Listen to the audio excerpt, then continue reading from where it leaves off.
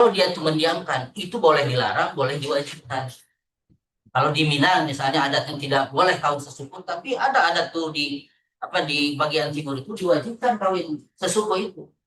Itu juga tidak berlalang dengan doktrin agama itu, karena agama hanya mendiamkan.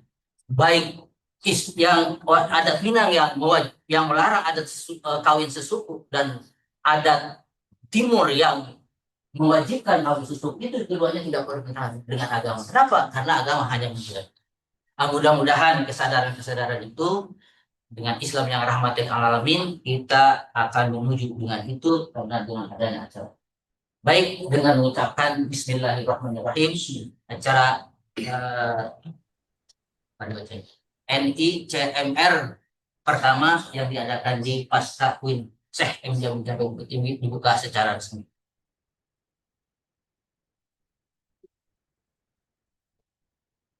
Maaf, Assalamualaikum warahmatullahi wabarakatuh. Next agenda, we invite Bapak Zainal Abidin Bakir as a representative from NICMCR to give a few remarks. Thank you. Selamat pagi. Assalamualaikum warahmatullahi wabarakatuh. Salam sejahtera untuk kita semua. So yeah, I'm representing NICMCR. It's a long name. Netherlands Indonesia Consortium for Muslim Christian Relations, because I'm one of the steering committee members, and there are a few others in this room. Well, first of all, we would like thank you very much to UIN Bukit Tinggi for your hospitality in hosting this. And it's been a productive day since yesterday, and I trust today will also be we'll have productive conversations. A quick information about the consortium. So as the name indicates, so this is Netherlands and Indonesia, and then Muslims and Christians. So it started in 2010. So now it's more than 15 years. And I think it started in Jogja when a few of us,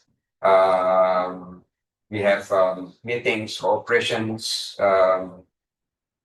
trying to facilitate encounters between Muslims and Christians from Netherlands and Indonesia to get to know each other, to understand each other. And then from that point, there was an idea, why don't we institutionalize this kind of meetings? So NICMCR was created 16 years ago for that purpose. And until now, it still serves the purpose. Mostly, this is about creating, developing, and maintaining networks between people as well as organizations. So, and now we have 18 participants in the consortium from Netherlands and from Indonesia. From Indonesia, there are organizations like UGM, Universitas Gadjah Mada, which I'm there. UIN Jogja, UKDW, Universitas Kristen Duta Wacana, and quite a few other Islamic universities, and we are very happy that UIN Bukit Tinggi has joined the consortium, and even now hosting this annual meeting of the consortium. So again, thank you very much for facilitating us to do this meeting. As I said, the initial idea was to facilitate meetings between different people, organizations from different countries, Netherlands, Indonesia, and different religions. But it's not only about interfaith dialogue. In the development, we decided to concentrate on three main issues, which becomes working groups or POKJA. So three POKJA. One is on inclusive religious education, the other one on religion and gender, and the third one is on religion and ecology. These are three topics which we think are very important. Okay. And also, these are the topics in which we can cooperate. And so far, we have done joint research as well as workshops developing inclusive environmental education.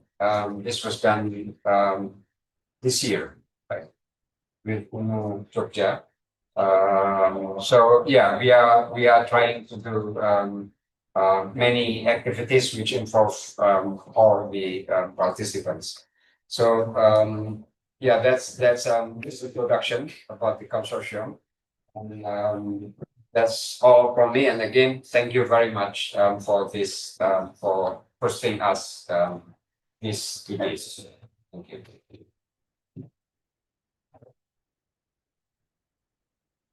Okay, thank you so much. We refer to Bapak Vice Rector and also Bapak Zainuddin Bakir as representatives from NICMCR. We hope that this annual meeting may give a positive impact, and not only for the topic discussed, religious and education, religious and gender, and also religious and ecology, but also to the religious moderation as mentioned by Bapak Vice Rector so far. Bapak Ibu, we come to the plenary session today. For this plenary session, we have three speakers, Prof. Simon, Dr. Irwandi, and Prof. Muhammad. For the first, we invite Prof. Simonson to deliver his article.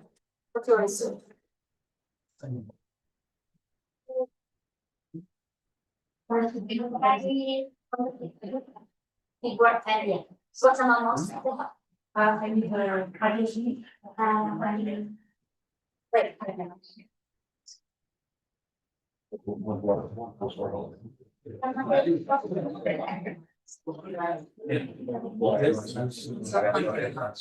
Yes,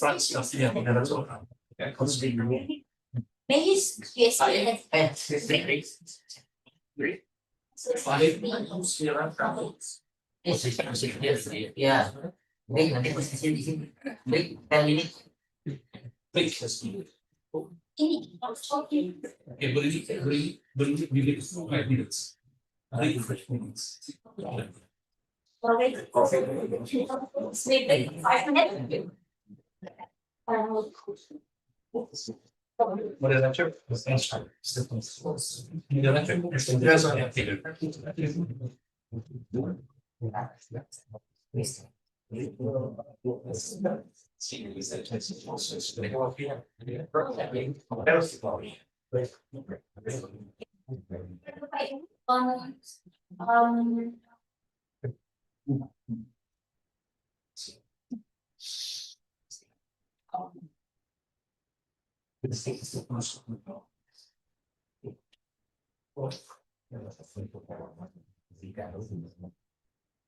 for the session today, I would like to hand over the session to Mr. Franz. I'm so sorry.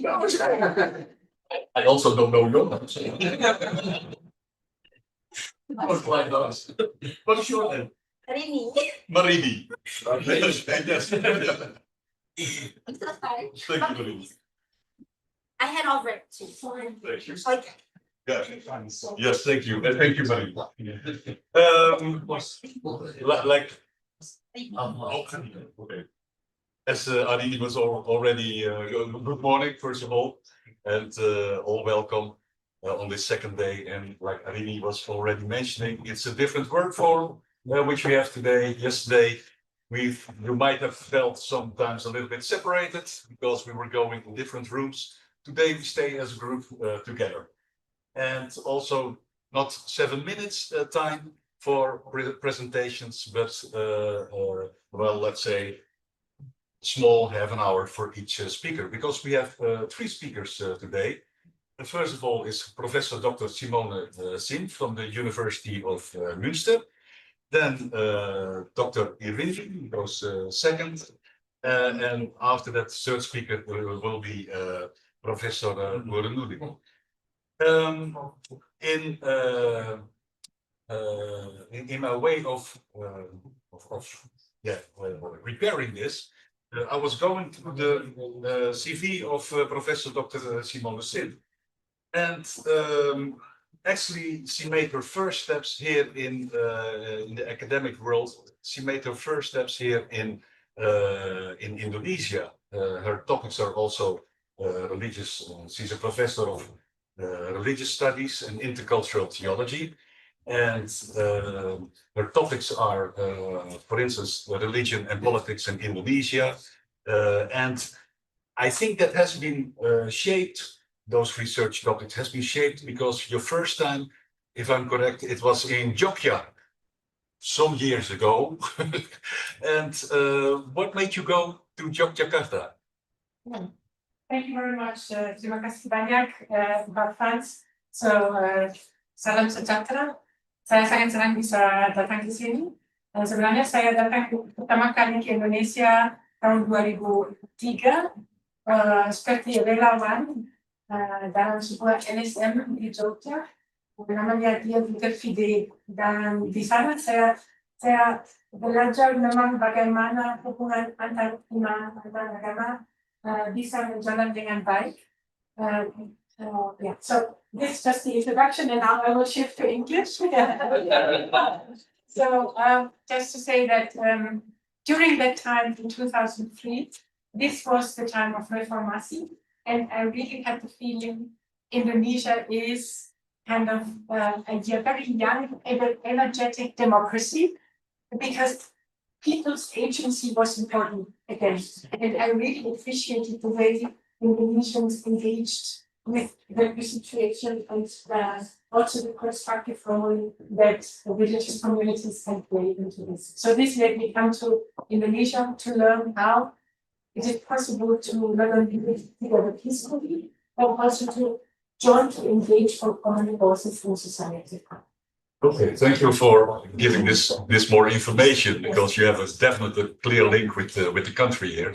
A practical remark before we start also that there are 3 lectures. That's more or less 1.5 hours for it. Then there is break, and after that there is 1 hour for questions and answers. So keep those answers, those questions with you, write them down. And then after the 3 lectures, break, and then you have the opportunity to share your thoughts or your questions or doubts with speakers. Your presentation is ready. You can just mention next and next. Yes. Can I use this one? Because, yeah.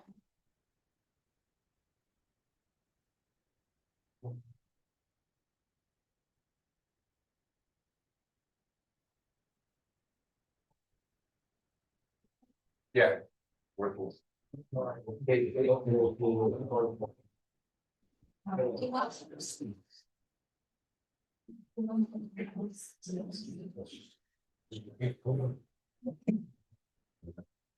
But you know, Sorry. okay. It's obviously big. Yes. Yeah. So I want to start my presentation with photo where we see the blue marble, our beloved planet, and you see people looking at it. Earlier mentioned, the vice rector mentioned that it's not only the cognitive, but the affective, or the how we relate to the wonder. So I think when we talk about ecology, we have to see it again. There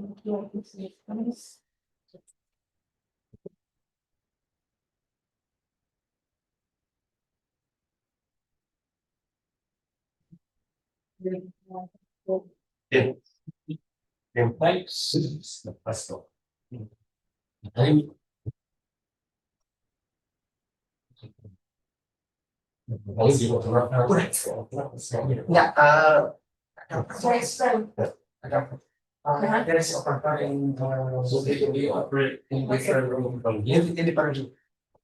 Yeah, okay, it's. You can next. Yeah, next, yeah.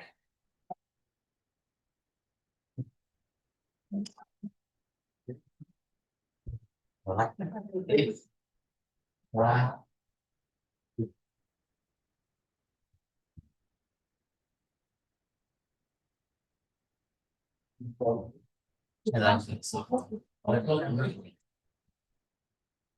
Let's pick Veronica next, please. Next, Okay. Yeah. okay, okay. So my first question is, okay, are we just spectators? So do we just look at it and think, oh, nature is beautiful, the planet is beautiful, and we admire it? Or next, are we seeing ourselves not as spectators looking at creation, but seeing ourselves within creation? And how do we define that? Okay, good. Next. It is very clear that we have one planet together, and I just want to remind ourselves that the term eco from ecology comes from the Greek word oikos, house. Next. Next, I have three coming up. Yeah. And I just want to say that we have, as religious communities and as academics doing research, we have what I would call a common homework in the proper sense of homework, namely working for our common home. And we can only do that if we don't do it just by ourselves, but if we do it together. So the key word for me is together between different religious communities, between different cultural traditions, and especially also between different disciplinary perspectives. Yesterday we heard an introductory lecture by Bakun, and that was eye-opening for many of us from an engineer's perspective. And we need to do that. So at our university, I'm not from the University of Münster in Germany, we have a center for the interdisciplinary sustainability research. And there in that interdisciplinary sustainability research hub, we have natural sciences, social sciences, also philosophy and theology included, because we think that this is kind of the big common agenda that we have across the sciences. Otherwise, our sciences are quite scattered. Each one is very specific in his or her own field. But in terms of ecology, that's not only something that brings different religions together, but that's really for the academic arena, something where we can have a common agenda. Next. Where is Okay. I cannot.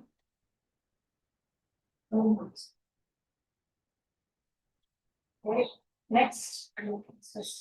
What I will do is I will start the introduction with an explanation. How do we as religious scholars approach ecology? Then I want to introduce one of the documents that has been released 2 years ago, and then a covenant for the earth. And the interesting thing is that Islamic scholars, Muslim scholars have been working on that together with the United Nations Environmental Program. It's a Faith for the Earth Coalition and the Muslim Council of Elders. And I find this document quite valuable, and I'm sure there are many similarities to what we in Indonesia are promoting. And then in the third part, I will look at next Christian. Yes. Then I will look at Christian teachings. And I will also look in my fourth part on some key terms that are being used. In the 70s, we had the term nature conservation or preservation. And we had a whole movement around conservation. That has been problematized. And we saw that there's something not enough. And then the next concept was sustainability. I will highlight why sustainability. Then we have the concept of social ecological transformation, because it's not just ecology, it's the social justice issues that are very prominent at the same time. And finally, there's this concept of habitability, Dinesh Chakrabarti is one of the scholars who has promoted it, but there are many more. And finally, I will argue that we have to do three things together. We have to do the ecological analysis together. We have to engage in joint theological reflection and eco-just action together. You will see that the term justice will come up quite a bit because I believe that this is important. Now, how do we approach this together? And I just have this photo as an image taking off our shoes. I think this is really important. We know that as we come into the presence of God, we take off our shoes. But as we come into the presence of creation, we also need to take off our shoes. And as we come into the presence of one another, as people of different faiths, we have to take off our shoes. This is the basic attitude that we kind of come with respect and also with humility. And I want to remind ourselves of two passages, one in the Quran and one in the Bible, that are actually very similar. You know, there is this story, it's in Surah 20 narrated, the Prophet, peace be upon him, sees fire. And then there's orientation coming out, that fire. And that image of the fire is there. And then I just have this one verse. It is truly I am the Lord, so take off your sandals, for you are in the sacred valley of Shiva. And in the book of Exodus, in the Bible, we have a similar verse that says, then God said, come no closer, remove the sandals from your feet, for the place on which you stand is holy. So we need to recover, we need to that sense of sacredness or holiness, and it is a threefold. It's recovering it in relation to God, in relation to creation, and in relation to the fellow human beings. So this is the attitude of taking off our shoes. Now, concretely, what are we to do? In eco-theology, we have to activate our religious resources, look into the scriptures, and lift theology, insights from religious scholars, but we also have, and I'm using the term, engaging our religious resources. That means that we're not just looking at this text here, but we are actually looking at realities today. And then we need to interpret the text in light of the realities and the realities in light of the text. This is what I mean by engaging. But this is not just within the religious realm. We have to connect to analysis from the United Nations, so on the global scale, but we also have to engage with local people. Yesterday, we had an extremely interesting presentation by a PhD student, Maali. She is working on a local coastal community of women, and we also have to kind of take her insights into account and finally engage with one another. So here I'm often using the threefold spheres of eco-theology, eco-spirituality. When I talk about taking off the shoes, that's about spirituality, of a deep inner sense of connectedness. And eco-justice is the advocacy work. I argue that often we say religions provide orientation. We have to navigate our lives, we have to navigate this world.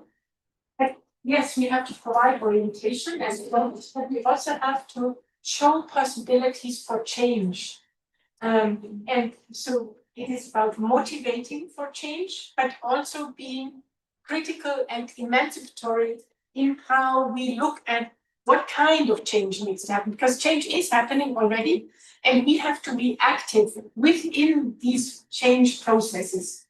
And the third element is what I call hope-filled potential. We know that the younger generation are almost withdrawing from engagement because they say it's too much. There's so much happening out there. We cannot do much as an individual or as small communities, but religions project and help our hearts and minds to find new hope in order to be active in a positive direction. So this is what we are called to do. Now, let me look at the Islamic teaching, and I'm really only selecting this one document which I find quite interesting.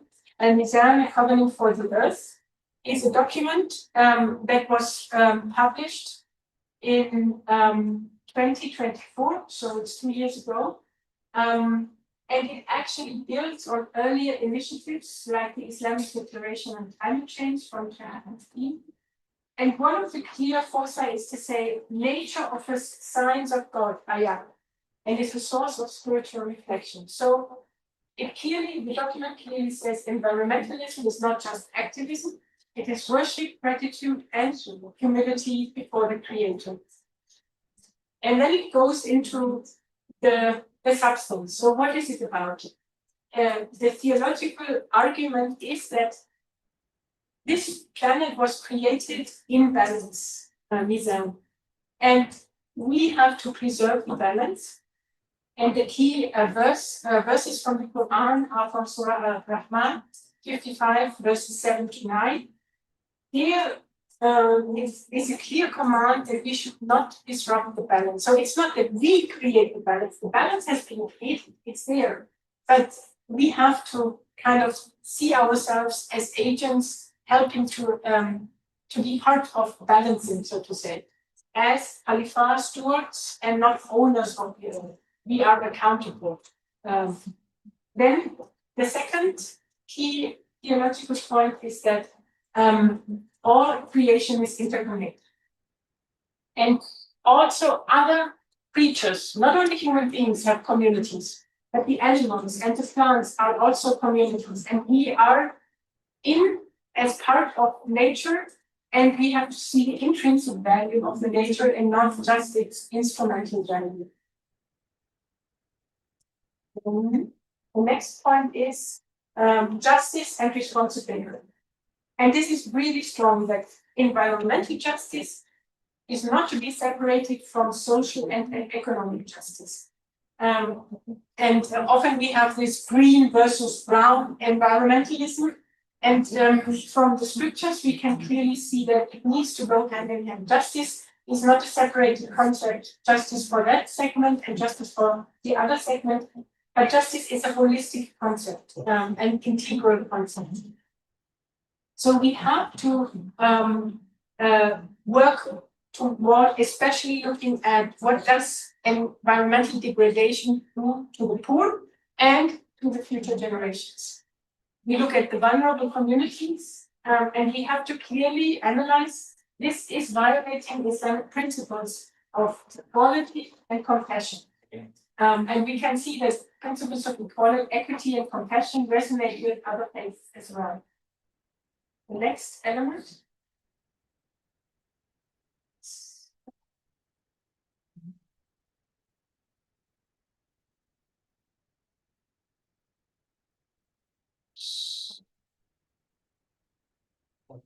The next element in the document is about the condemnation of overconsumption and obesity. And this is both a moral and an ecological crisis. But then the document, and by the way, moderation, wasatiyah, is also really highlighted as a core Islamic value, also in relation to ecological crisis. Finally, there is a call to action. And we have to act as individuals, as communities, and as governments. And you see the list of things: renewable energy, reducing carbon emissions, protecting water sources. We've been talking about water a lot yesterday. Climate adaptation, develop green Islamic finance and sustainable economies, integrate eco-Islamic ethics into education and preaching. And I think this is what is happening in many of the wins in Indonesia. Finally, we have to have an interfaith and global solidarity. So the document, Al-Mizan, strongly promotes inter-religious and international cooperation. I want to now move to the Christian side. And of course, we know that Pope Francis, here we have a photo with a woman actually from an indigenous community in the Amazonia region. Pope Francis has been promoting ecological responsibility But actually, he was not the first. He's building on Catholic teaching before. It was just that this document, Laudato Si, on the fear of our common home, was disseminated widely, and so if I think that was really some protection. I want to remind ourselves that this Pope was also very active in the interreligious arena.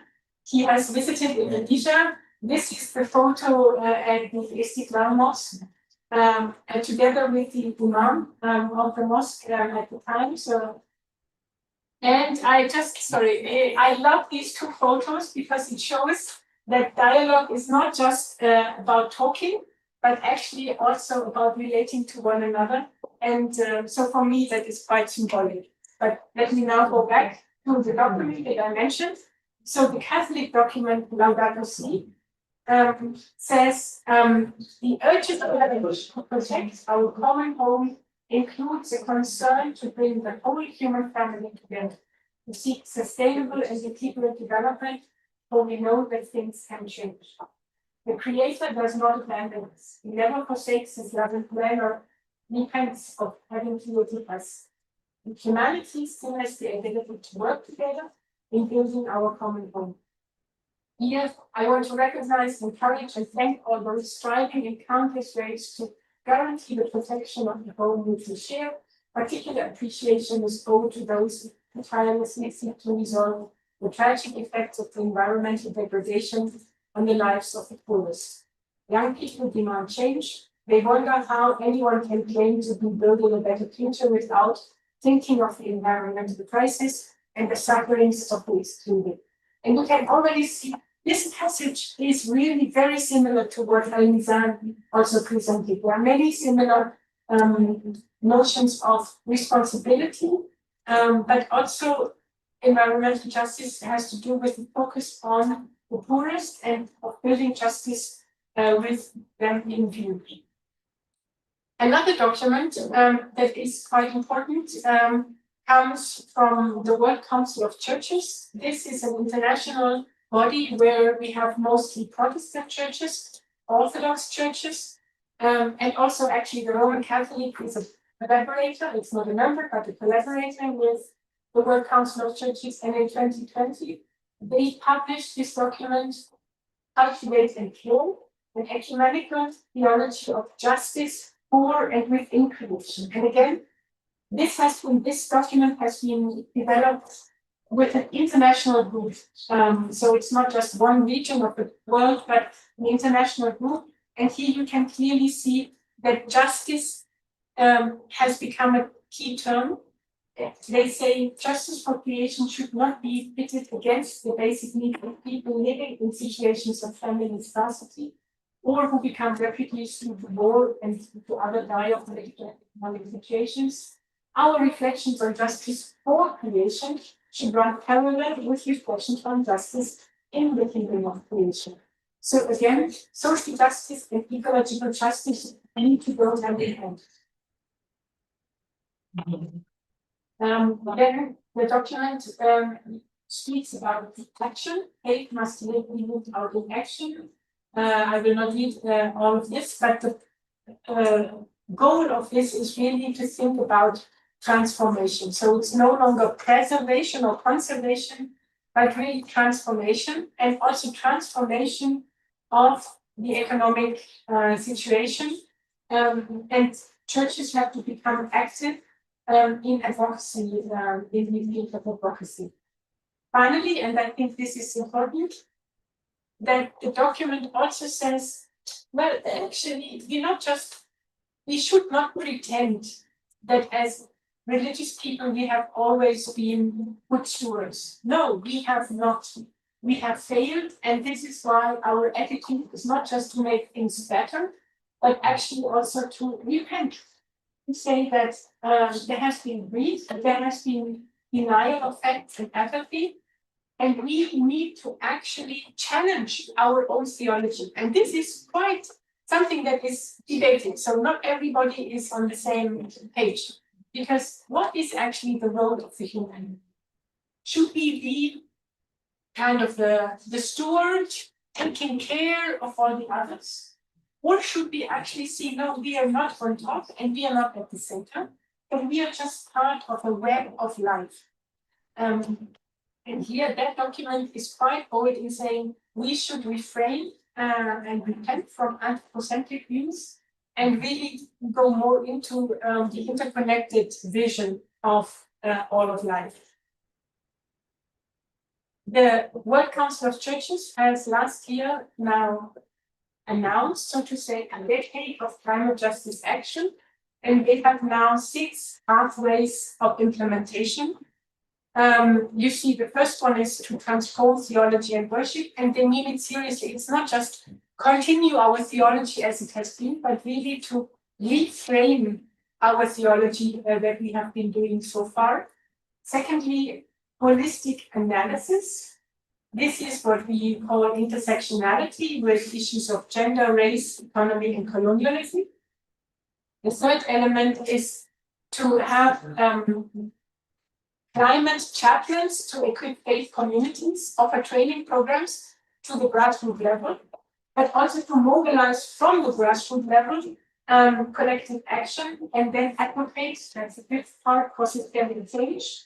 There are kind of international campaigns, and people of faith should be part of these campaigns, and that really also put money where your mouth is, invest in grassroots solutions. So these are the 6 pathways that are now being promoted. It's not a whole decade, so it's not a program for 1 year or 3 years. It's a 1 decade long program.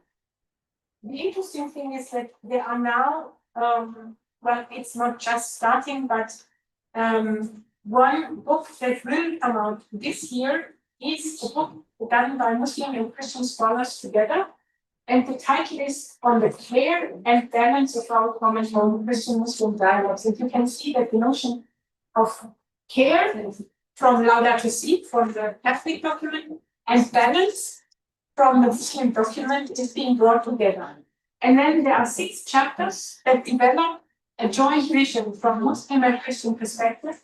Actually, I have been writing the 3rd chapter, Public Theology and Socio-Ecological Transformation, with a Muslim colleague from Münster, Asma al-Marufi, together. We talk a lot about the public dimension of this. I will not go into that. Time is running. Let me please allow to go through the 4 lead concepts. The nature conservation, we know about it. In 1972, the Vilnius growth was kind of a shock for the development thinking, and said, no, we have to stop development as we knew it, and we have to go for another kind of development. And that led to a conference actually by the World Council of Churches on science and technology for human development, the ambiguous future and the Christian hope. And here they said, well, actually, we have to come up with a different notion, not conservation, but sustainability. And what is the definition of sustainability? They said, sustainable development is development that meets the needs of the present without compromising the ability of future generations to meet their own needs. So this is very clear. We are dealing with needs. We are dealing with needs of people here and now, but we are also dealing with needs of people in the future. And sustainability is kind of that concept that tries to negotiate that. Now, Deepesh Chakrabarti has critiqued the kind of human-centered, anthropocentric vision of sustainability and says, no, we should abandon this anthropocentric vision. We should go to the planetary. Now, we should see the life, the bios at the center and not humanity at the center. Because then we have to work on habitability. So this means that it's not the humans to inhabit the planet, but actually all creatures inhabiting the planet.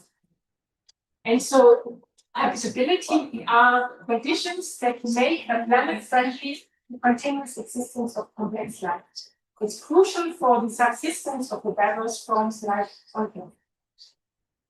A young, actually, scholar has last year critiqued again Chakrabarti, and she says the problem, if we say it's anthropocentric versus non-anthropocentric, this is not the big dichotomy. She says it's the economy, it's not the political that we should abandon. So if we decenter the human being, we actually abandon politics, and we cannot do that.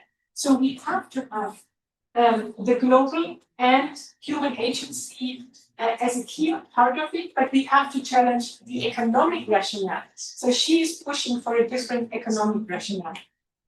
And finally, socio-ecological transformation is basically about that combination of economy and society.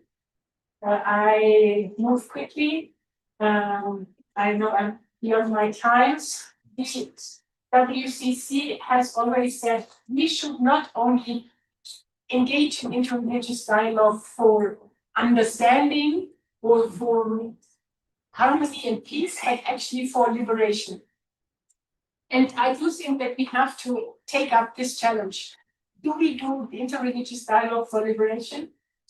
So that means that liberation from a certain economic model, a certain political model that keeps us kind of entangled in problems that we have. I want to conclude with a photo from the interreligious advocacy team at the UN Climate Conference in Doha in 2023, where we see side by side people from different faith traditions. And this advocacy, side by side, confronting actually powers that are into fossil fuel, the benefit, and so on, because they have had prior interreligious relations face to face and came out of that deep learning between religions. So I believe that our interreligious engagement, Christian and Muslim, needs to have both elements. We need to engage face to face in a deep learning process with one another, but then go out and march together, so to say, shoulder to shoulder, for environmental justice. And this is recognized as something that has an impact. So it does not only have an impact on the religious communities, but on the global level. I'm quoting here from an article of Katharina Clark. Oh, sorry, that's too much. I want to go back, please.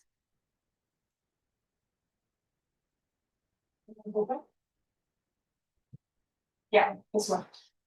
She says, political scientists analyzing interfaith advocacy for ecology have highlighted that these religious actors skillfully engage with religious and secular discourse. The choice of discourse is guided by what is presumed to be more effective. Sometimes religious actors are ascribed distinct religious legitimacy, and sometimes their capital is mainly based on the fact that they represent large constituencies, i.e. embody social capital.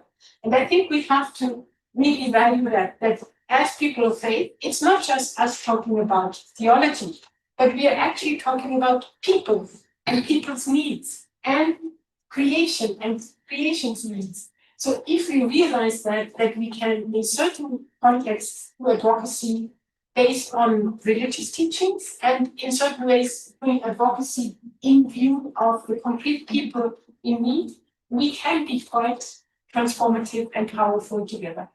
So thank you so much for your patience. And Thanks a lot for a very stimulating presentation and building your presentation up to actually the slide here before, or two slides before, saying that of course we can explore common grounds, but we should take a risk and be more open to maybe also the difficult parts of this kind of interreligious dialogue. And I think you can prepare for some questions because I saw people writing, and then that brought up will bring up a good discussion, and I'm very grateful for that. Thank you. Okay, the next speaker is Dr. Irwandi, and he's one of the well-respected experts here from this university. His research topics are eco-theology, but also here is mentioned the choice of discourse. Dr. Irwandi is also research topic. One of your topics is also discourse analysis of linguistics, etc. And also while looking into Dr. Irwandi's profile, I was actually touched by that on his website. His motto is "Bridge the borders, bless the world." And Dr. Irwandi, how does that inspire your research? Bridge the world, bridge the borders, bless the world. What does it mean? Okay, bridge the boundaries. We must break the walls because naturally humans create the walls. Create the boundaries based on religion, race, ethnicity, and a country. So we must break the walls. We are the same. Okay, I promote inclusive and bless the word. Bless doesn't mean only in religion term, but bless the word. It means we must become the source of solution, the source of give advantages for people in the world.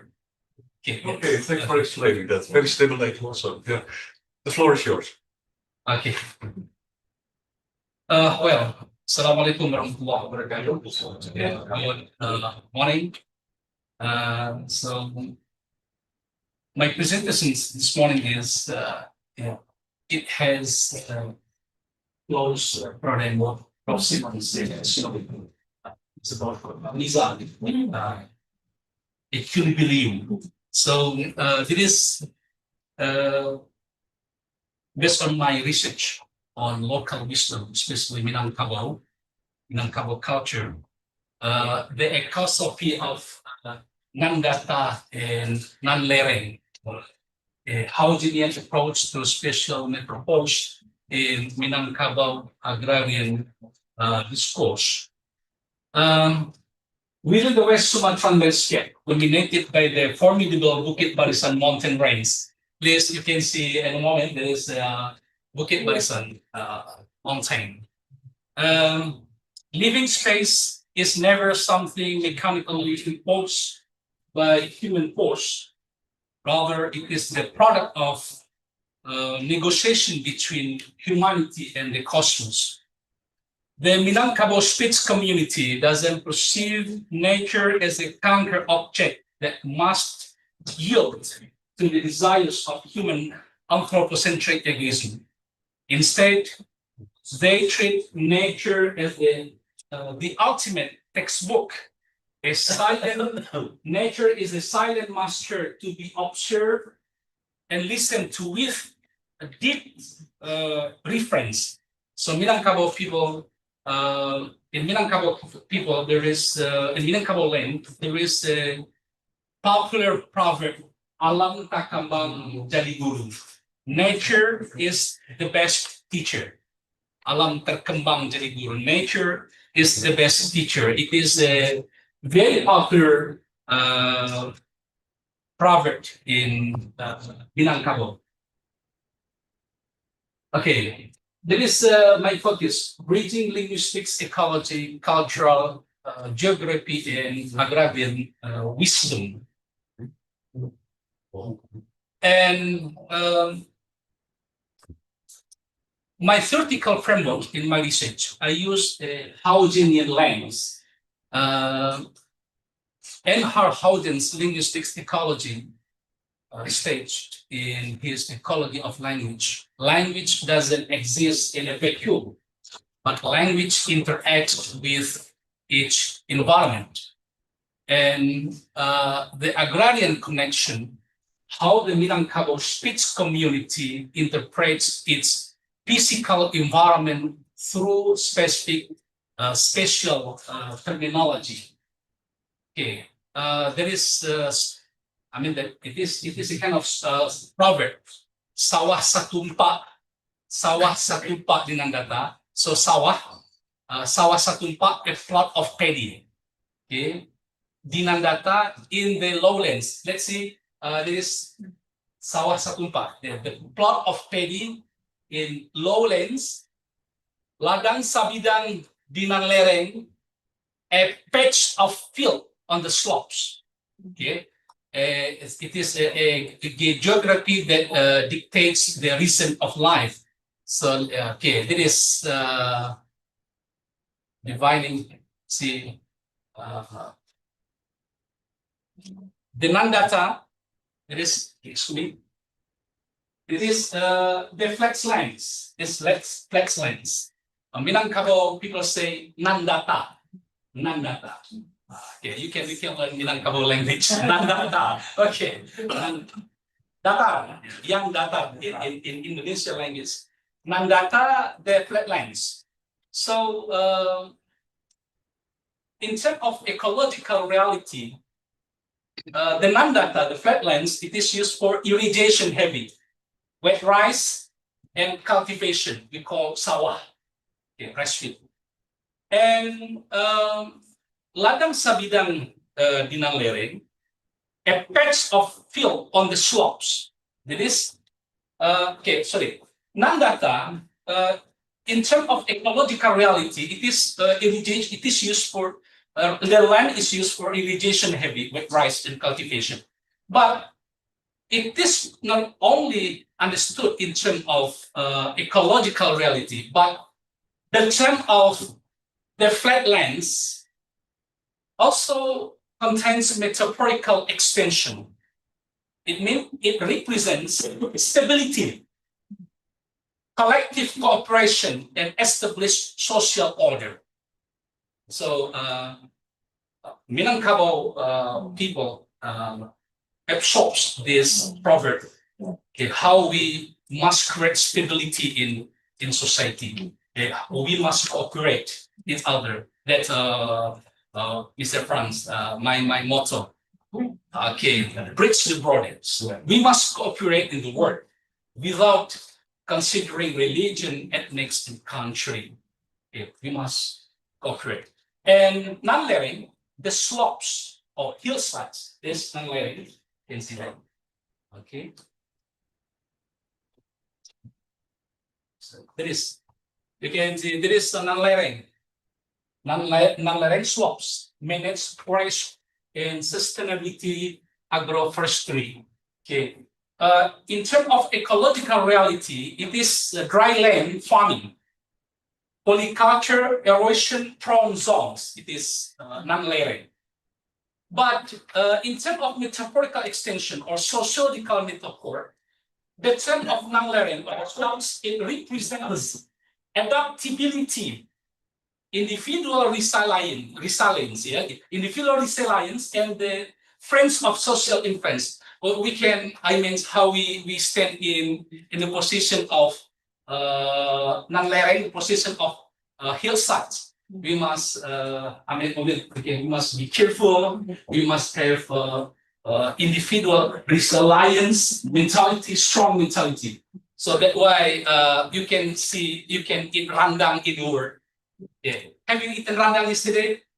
Yes, that's rendang. So rendang is the most popular food in the world. So that's why Minangkabau people, anywhere they must have self-resilience. So that means Marantau is not the same with migration in for Minangkabau. Yeah, Marantau is not the same with immigration, because Marantau has certain philosophical messages. It is how Minangkabau people must have self-resilience, strong mentality, and anywhere. If there is a life in planet, that Minangkabau people will stand rumah makan, restaurant in the planet. So, that's why. Okay.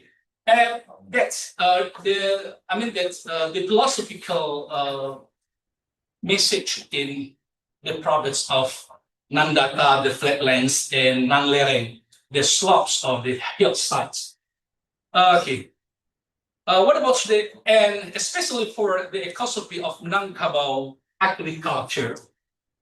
Okay. What I mean with the term of ecosophy here is it is a philosophy of ecological harmony.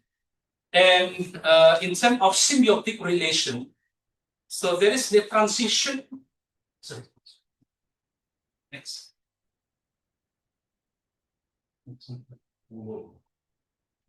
Okay.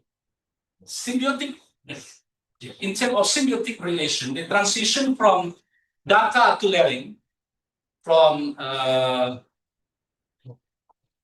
lowlands to slopes, it dictates the rhythm of the nagari. Okay?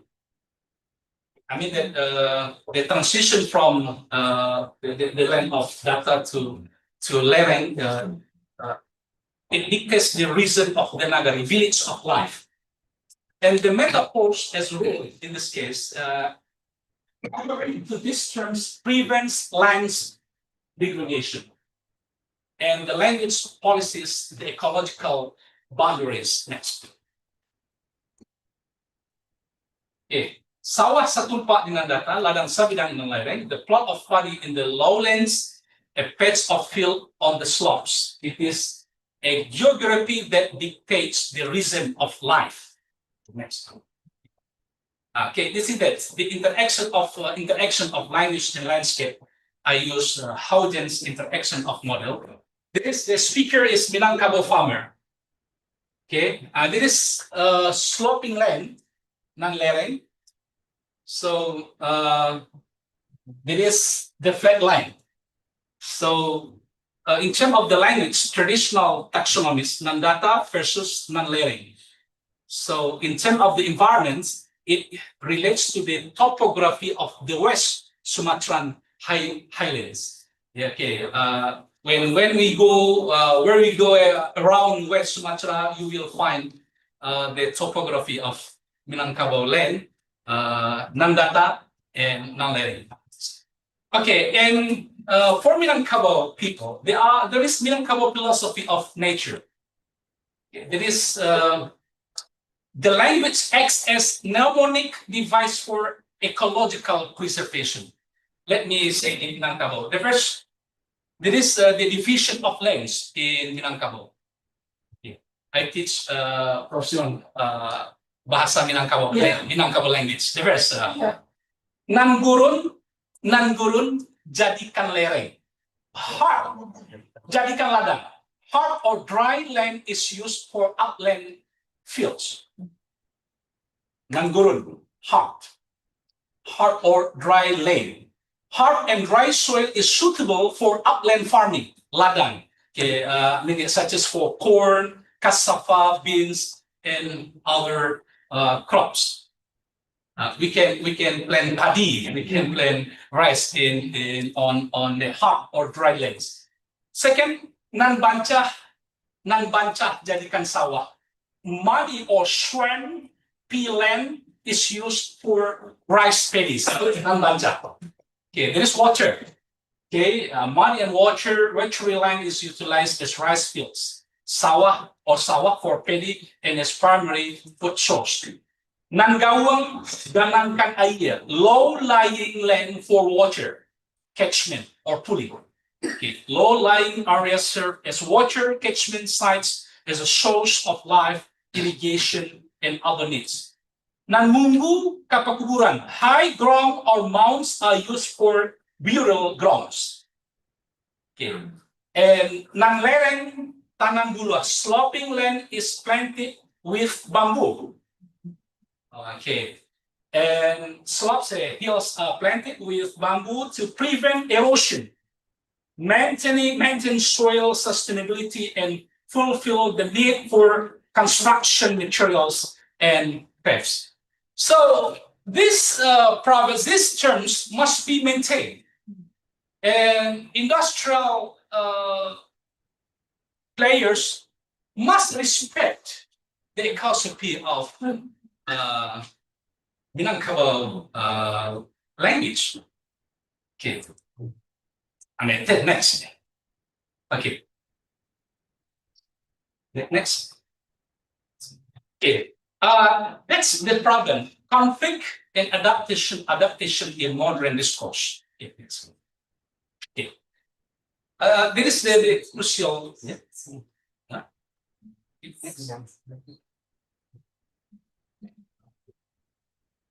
I didn't say the conflicts. I mean that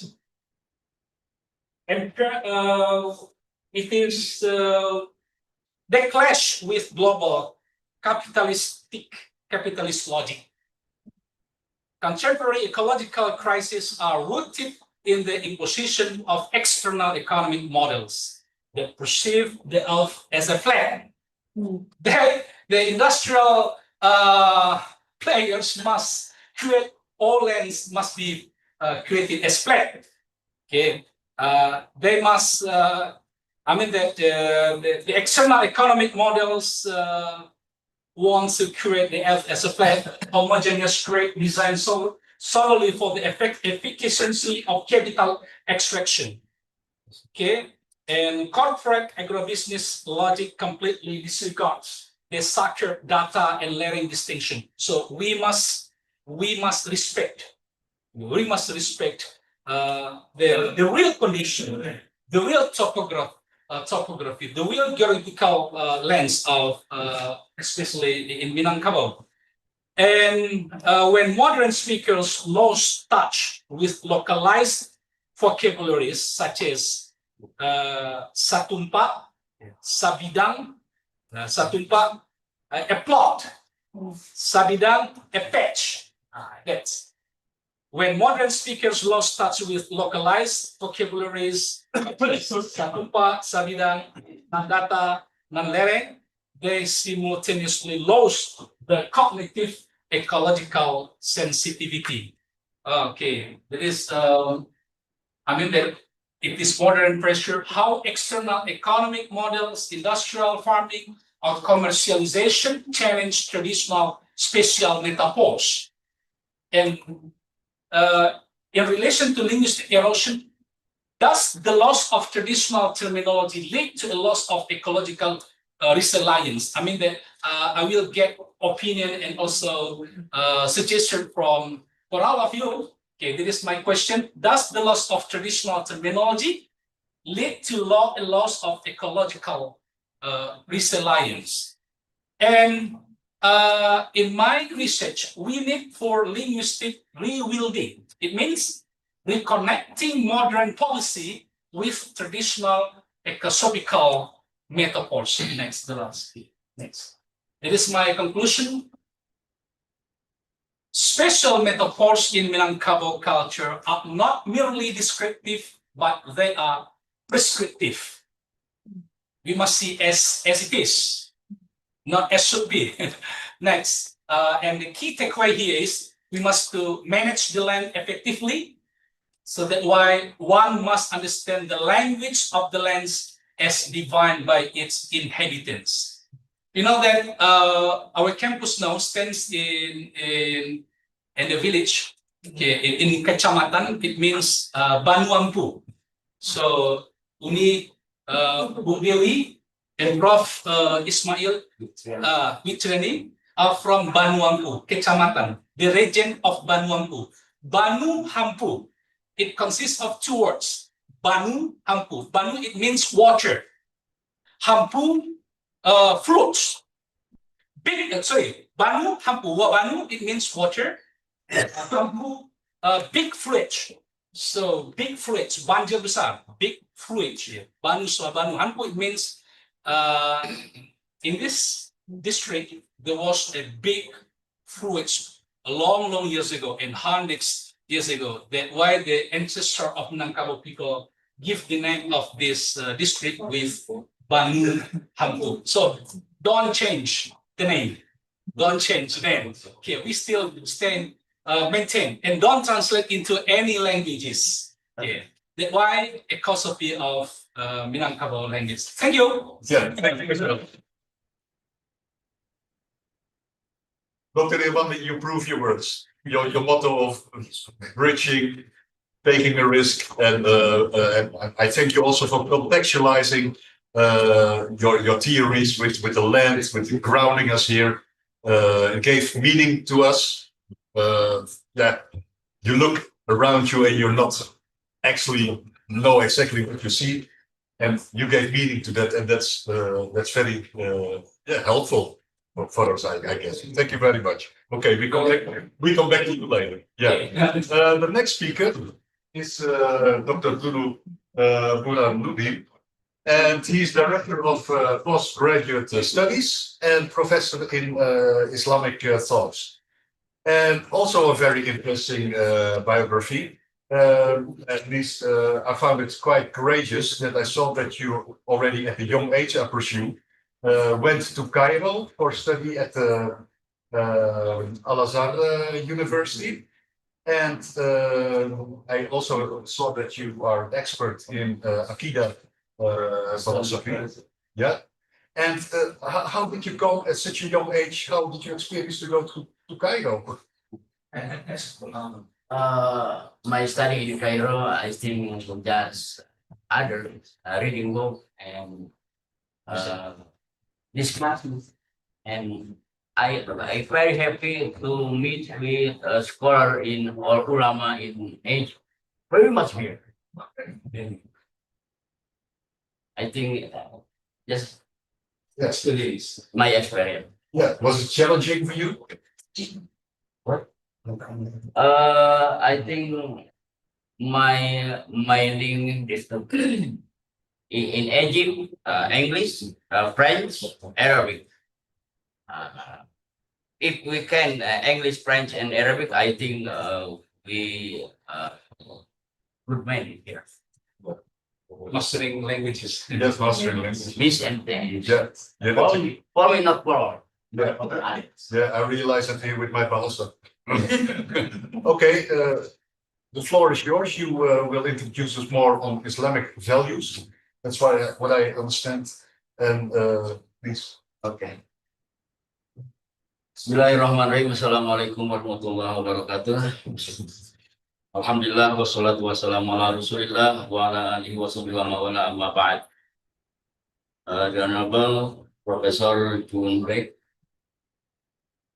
Professor Kun Jusman, and Miss Nusadia, Professor Simon Sin, Professor Van Broekman, Professor Ina Ter Afes, Professor Alper Alasat, and then Professor Fahima Ulfat, Professor Hussein Al-Abidin Fakir, and the all speaker, participant, and the all dear audience.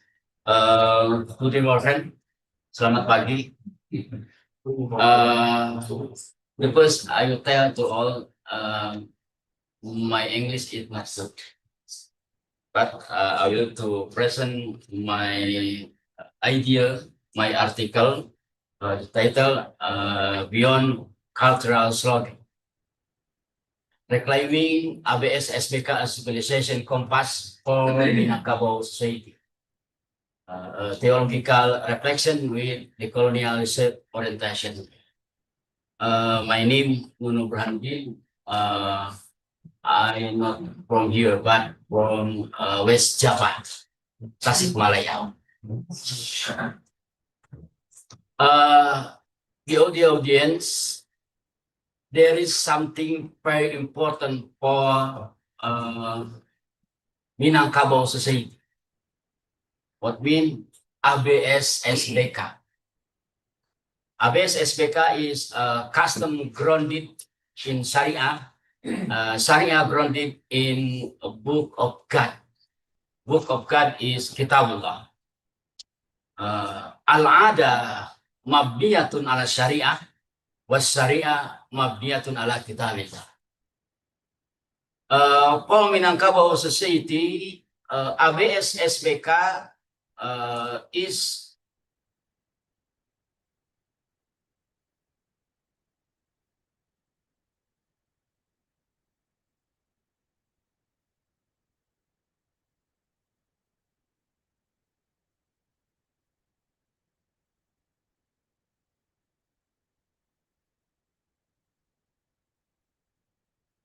cara mengato, adai memakai. Sara nan mendaki, adai nan menurun. Adai jo sara takkan bacarai.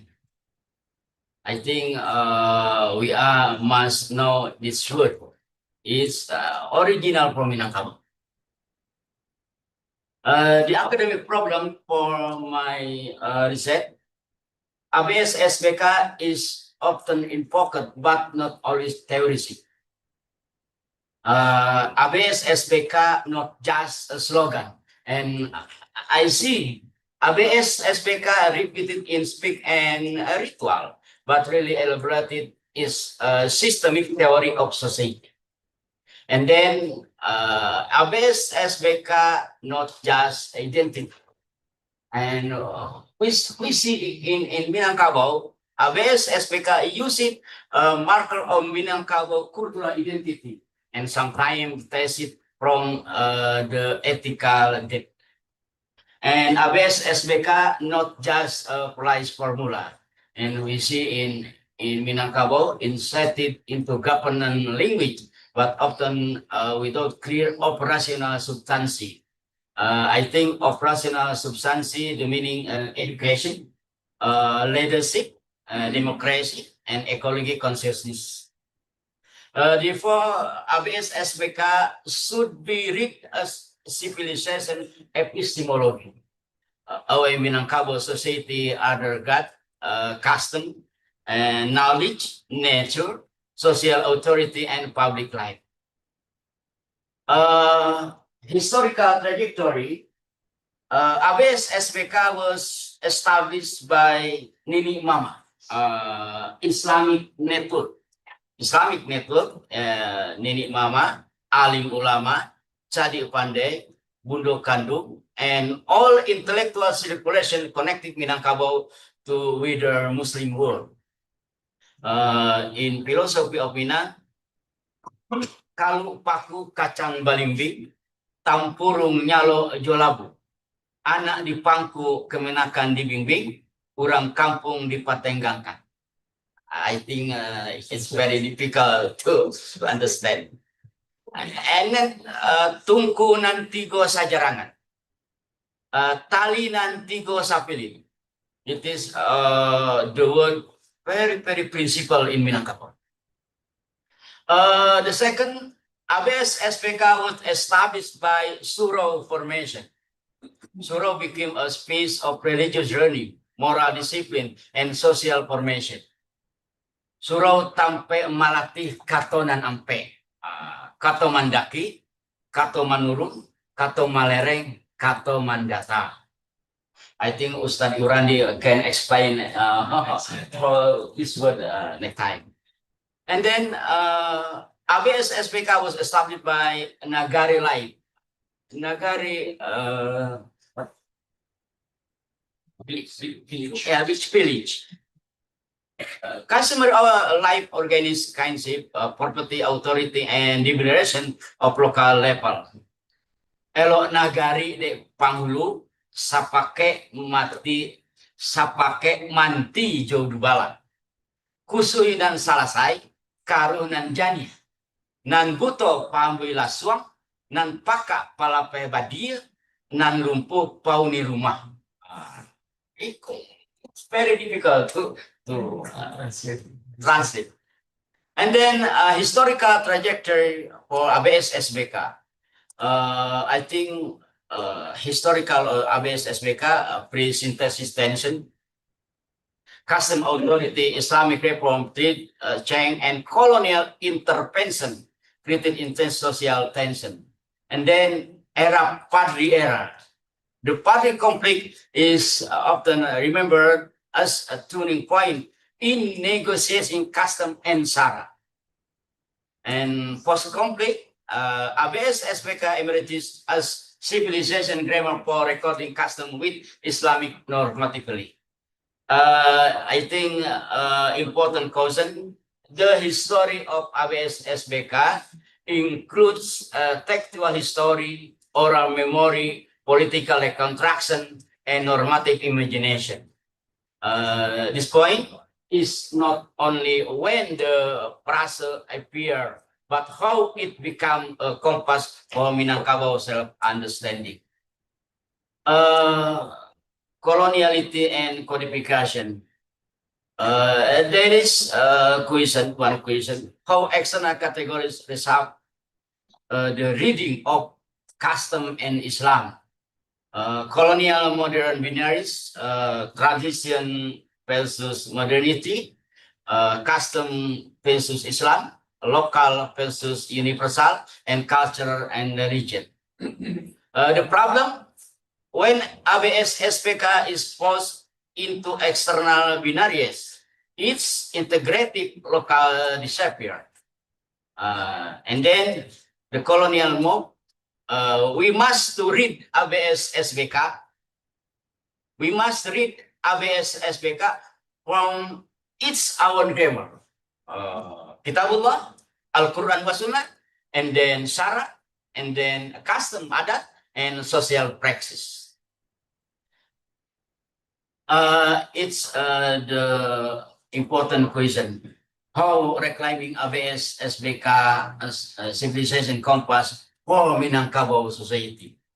The answer was theological architecture, and then local epistemology, social ethical order, political and moral compass, and ecological consciousness. Theological architecture. ABS SPK as layered moral order. The first Kitabullah. Kitabullah is Quranic foundation. Al-Quran wa Sunnah. And then Syara, normative Islamic orientation. And custom, social form and cultural grammar. And Nagari praxis, I think living ethic, primary, literacy, education, ecology, and others. The second, local epistemology. Alam tak kambang menjadi guru. Yes. Nature. In Minangkabau, ABS SPK have some epistemology, basic of epistemology. The first, nature as teacher. Alam tak kambang jadi guru. If we see the river teach flexibility. The mountain teach firmness. The forest teach balancing. Changing reason teach patience and justice. Patience. And then Suro. Suro the meaning moss. Suro, it's mix moral spiritual learning. In Suro, we can teach discipline in prayer, learning Quran recitation, learning respect to the others, brotherhood, self-control, and leadership. And then Nagari, customary social arena. Nagari, I think, a piece of custom, guardian communal, social education, and then communal governance. One again, Rantau, Ustadz Irwandi have speak about Rantau, mobility and cosmopolitan experience. There is a word for merantau, karatau madang di hulu, babuah babumu alun, merantau bujang dahulu, di rumah paguno alun. It's for all Minangkabau, must go around the world. And then after that, living here. Social ethical order, Nini Mama, Alim Ulama, Cari Pandai, and then Bundo Kandung. I think it's make us from Minangkabau value amanah, musyawarah, al-haya, al-adab, al-adalah, al-maslah. Political moral compass, from power politic to public trust, authority, deliberation, amanah, and maslahah.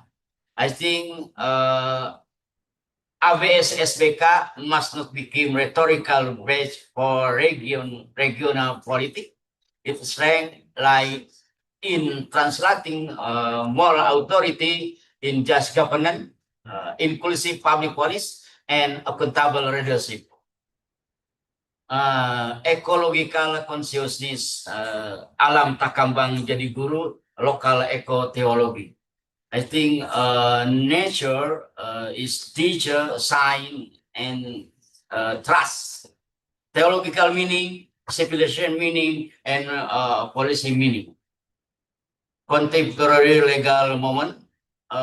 It is ABS SBK now was recognized by Undang-Undang Nomor 17 2022 recognizes West Sumatra Adat and Culture through ABS SBK philosophy and Adat Salingka Nagara. It is my plan to this research problem, reading, concept, and impact, theological, epistemological, ethical, social, political, moral, and ecological. I think contribution for my idea, I will to explain that ABS SPK is not slogan, but we must to explain epistemological. Something very principle in ABS SPK is epistemology of ABS SPK. I think until here, thank you very much. Assalamualaikum warahmatullahi wabarakatuh.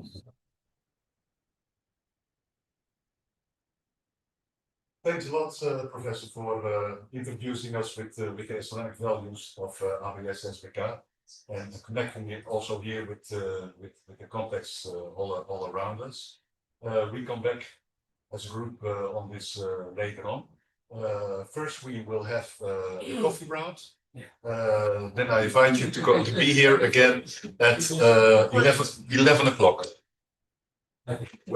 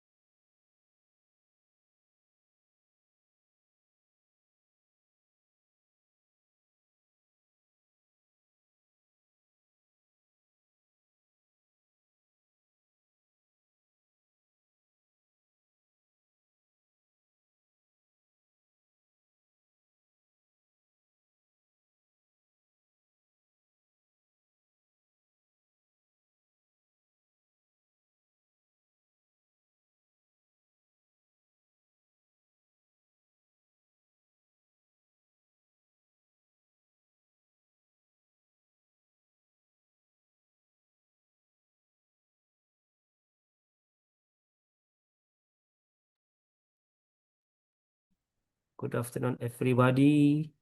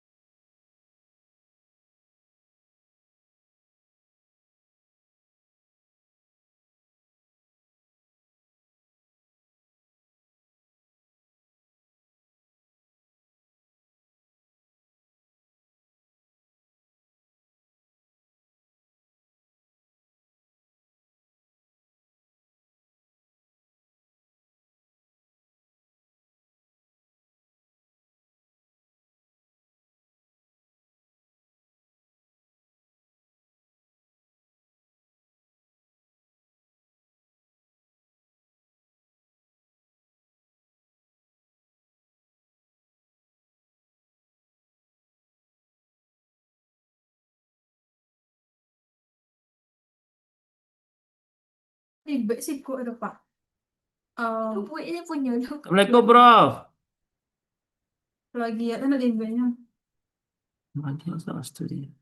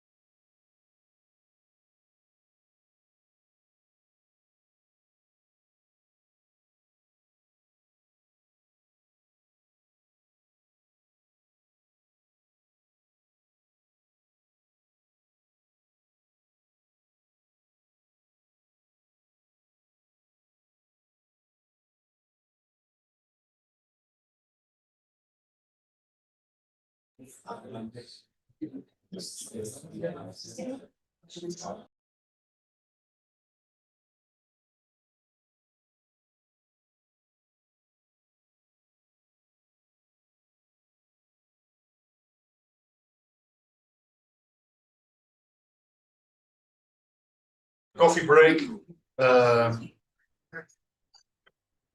Maybe you remember yesterday morning my opening remarks were saying that it's important to share with each other thoughts and impressions, but it was also important to socialize with each other, and therefore also coffee breaks. I hardly dare to say, but I would not say that they are as important as sharing about knowledge, but they are as important for building up your network, which is one of the main aims of our being together. We had three very interesting, stimulating sessions, going from Professor Simone Sin, focusing on interreligious dialogue, then Dr. Irwandi more contextualizing his thoughts here to the Minangkabau neighborhood, and then Professor Gordon connecting it again with Islamic thought. During the talks, and I warned the speakers already that they can expect some questions, because I had the impression that was quite some writing of people, and after having listened to the speakers, you have now, as participants, the opportunity to ask, to share some doubts, insights which you have. So who would like to be the first? First question, yes. I have. By you. Yeah. Thank you so much. I have a question for each presenters. The first I want to ask to Simon. Yeah, Simon, have you considered that in the Quran itself there is conflict? At the same time, Quran says that he has human agency, like Khalifatul fil ard. At the same time, also Quran also says that he is al-adl al-mizan, and in harmonies, in balance, in values. So the problem, I think, is not in the Quran, but the problem is in interpretation of Al-Quran. So interpreter, I think, is so significantly playing role. So have you? I also noticed that the document that you studied is typically documents that are released by official government. Have you noticed that there is a document that are released by Daulat Hijau, youth Islamic organization affiliated with Nahdlatul Ulama, who concern on the political issues, and they are actively promote against neoliberalism system? I think you should consider about the Daulat Hijau in the document that we study. I need your comment about it. This Wait, well, then the second question will follow. okay. Simon. Yes, thank you very much. I agree with your first point that interpretation is crucial. Yeah. And so the interpreter has a lot of power, so to say, and I think this is important. I agree with that. The second point, Al-Mizan, the document was prepared actually as a follow-up to the UN climate change conference in Doha. So clearly the audience was the international governments negotiating, and there were hard fights because they wanted to stop fossil fuel energy, but they did not succeed in Doha for obvious reasons. And so that was their focus, and they were not critical enough. I agree with that, and they tried to kind of push, but not to push too far. And I think you're right, the young people are more critical, and that needs to be included. Yes, I just made a choice because I was more focused on the international debate, but I agree that we have to include these other documents that challenge the economy. I only mentioned Julia Nordland at the very end, and she is actually challenging the economy, but I'm glad I need to read the document that you mentioned.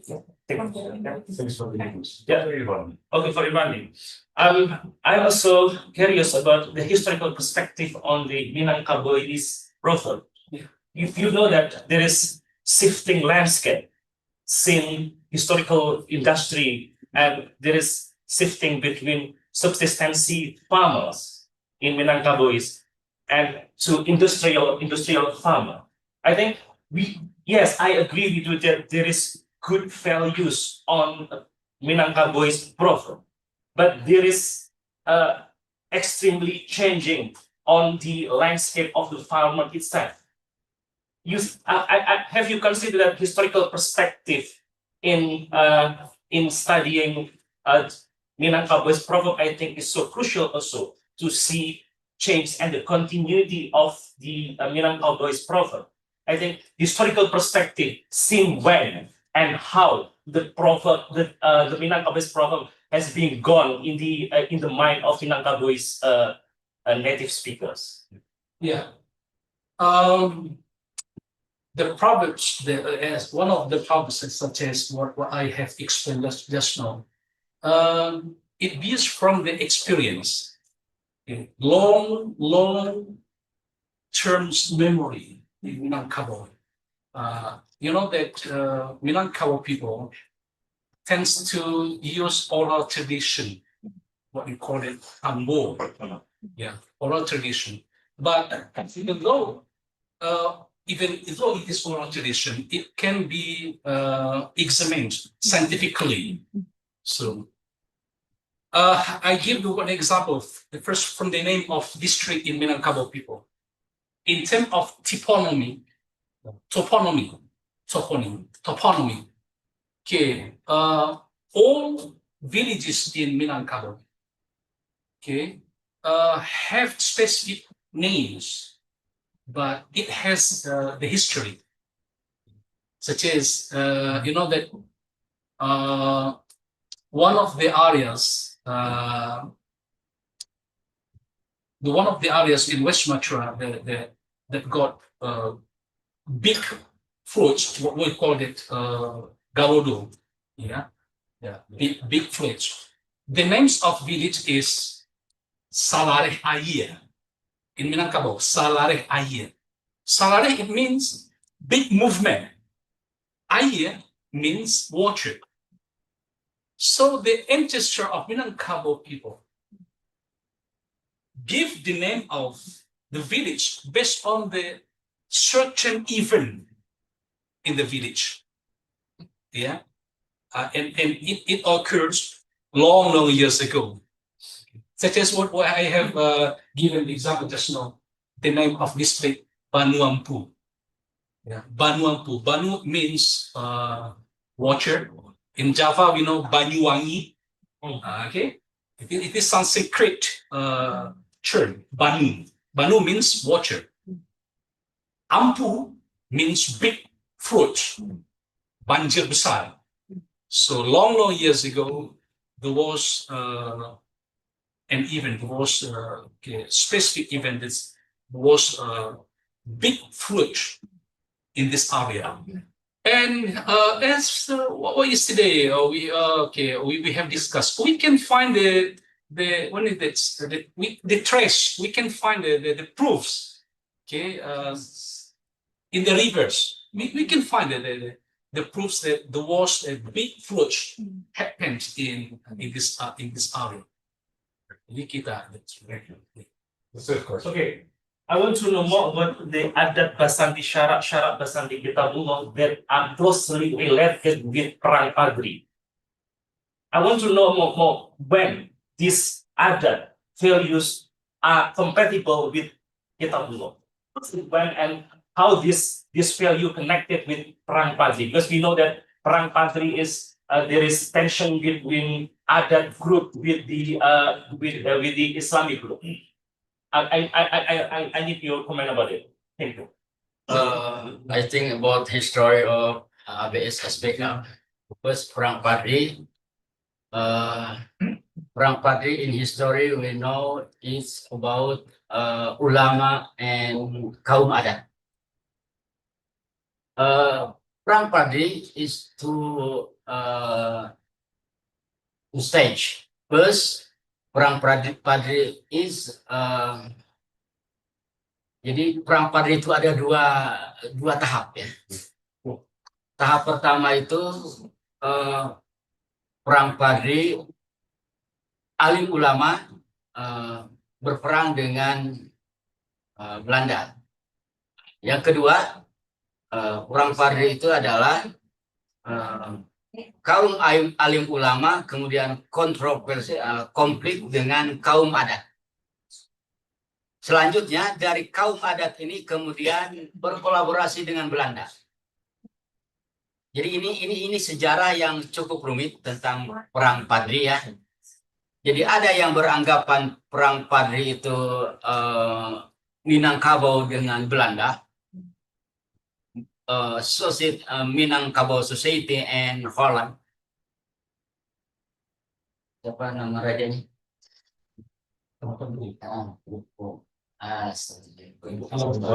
Nah,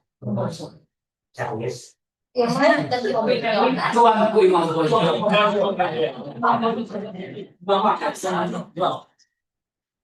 This ulang.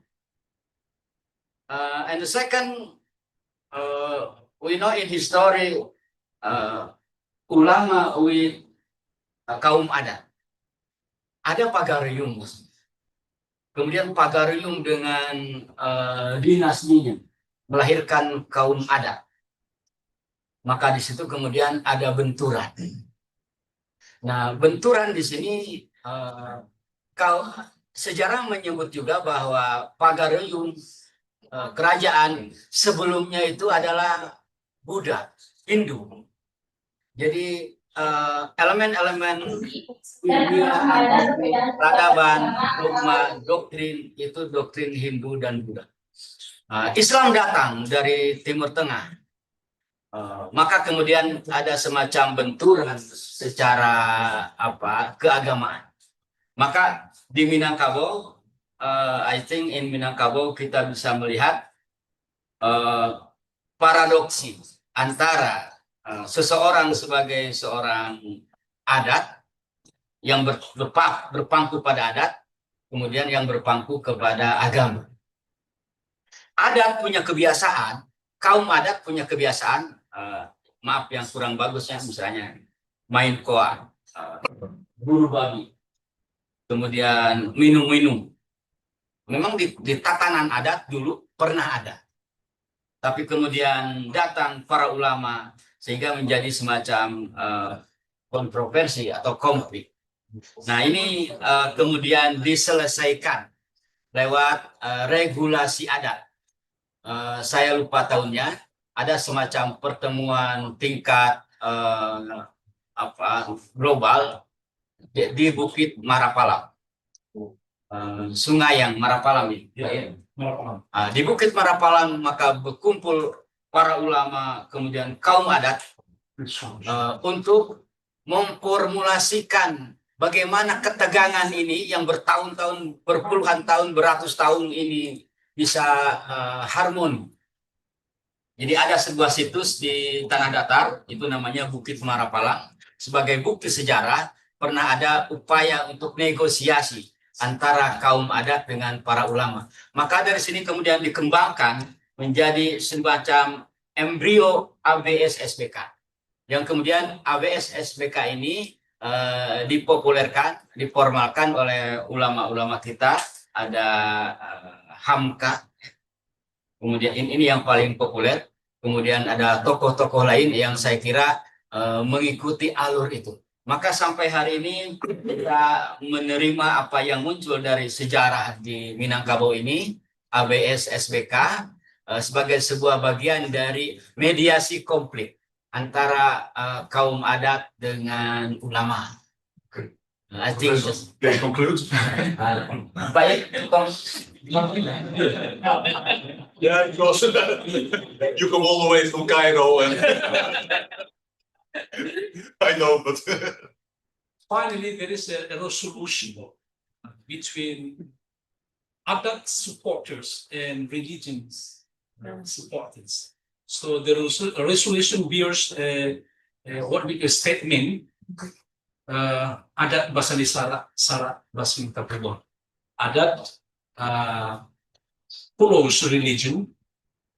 Yeah. It is mutual strengthening. Mutual strengthening. Yeah. Yeah. Between adat or tradition and religion. So there is no conflict between the content of that and religion. Thanks for explaining. Yeah. Sign off. Okay. Yeah, well, actually, one of my questions was, I mean, in line with Wagyu's question, but to make a general point, I think, and this is related to Simone's and Prof. Nuno's presentations. So anytime we speak about religious responses to ecological challenges, I think it's important to make a contrast and acknowledge the tensions between the authoritative or governed religion and the everyday religion at the grassroots level. So just to, I mean, the same point mentioned by Wahyu, I think I'm not quite sure Al-Mizan represents what.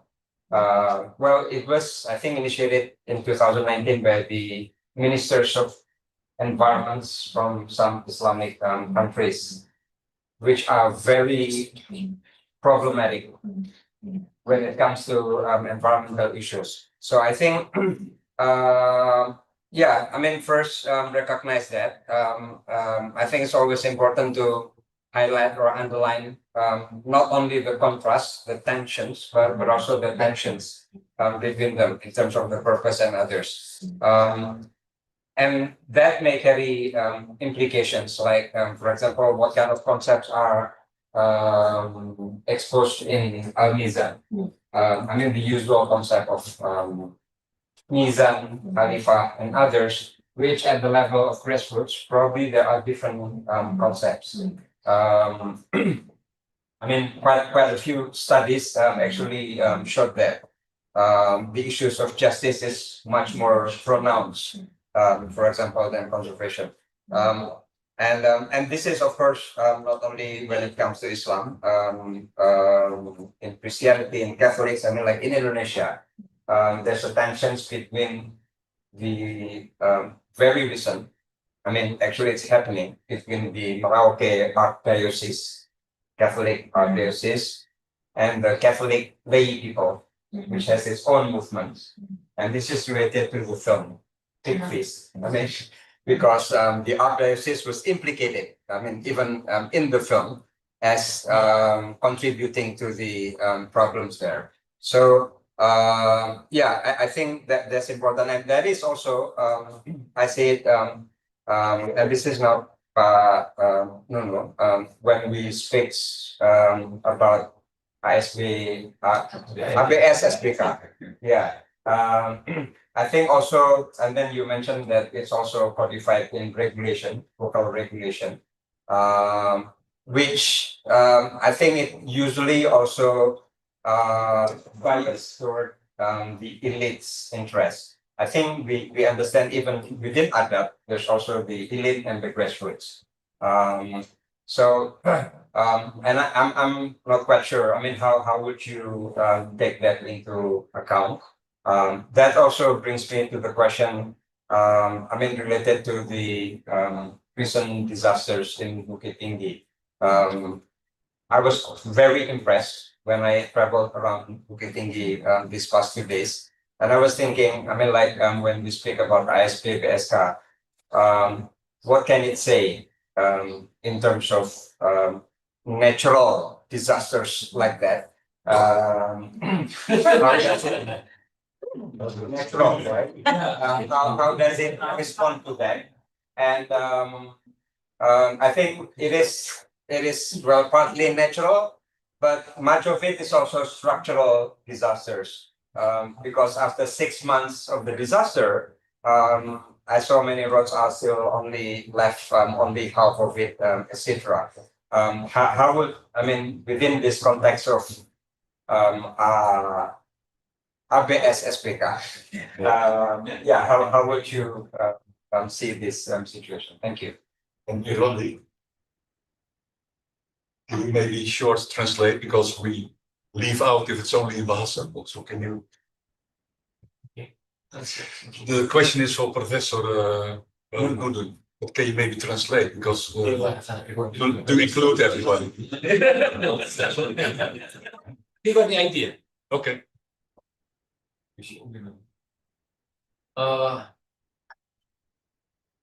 Response? Yes. Bapak bisa pakai bahasa Indonesia aja, terus Iya. Pak Firmannya yang translate.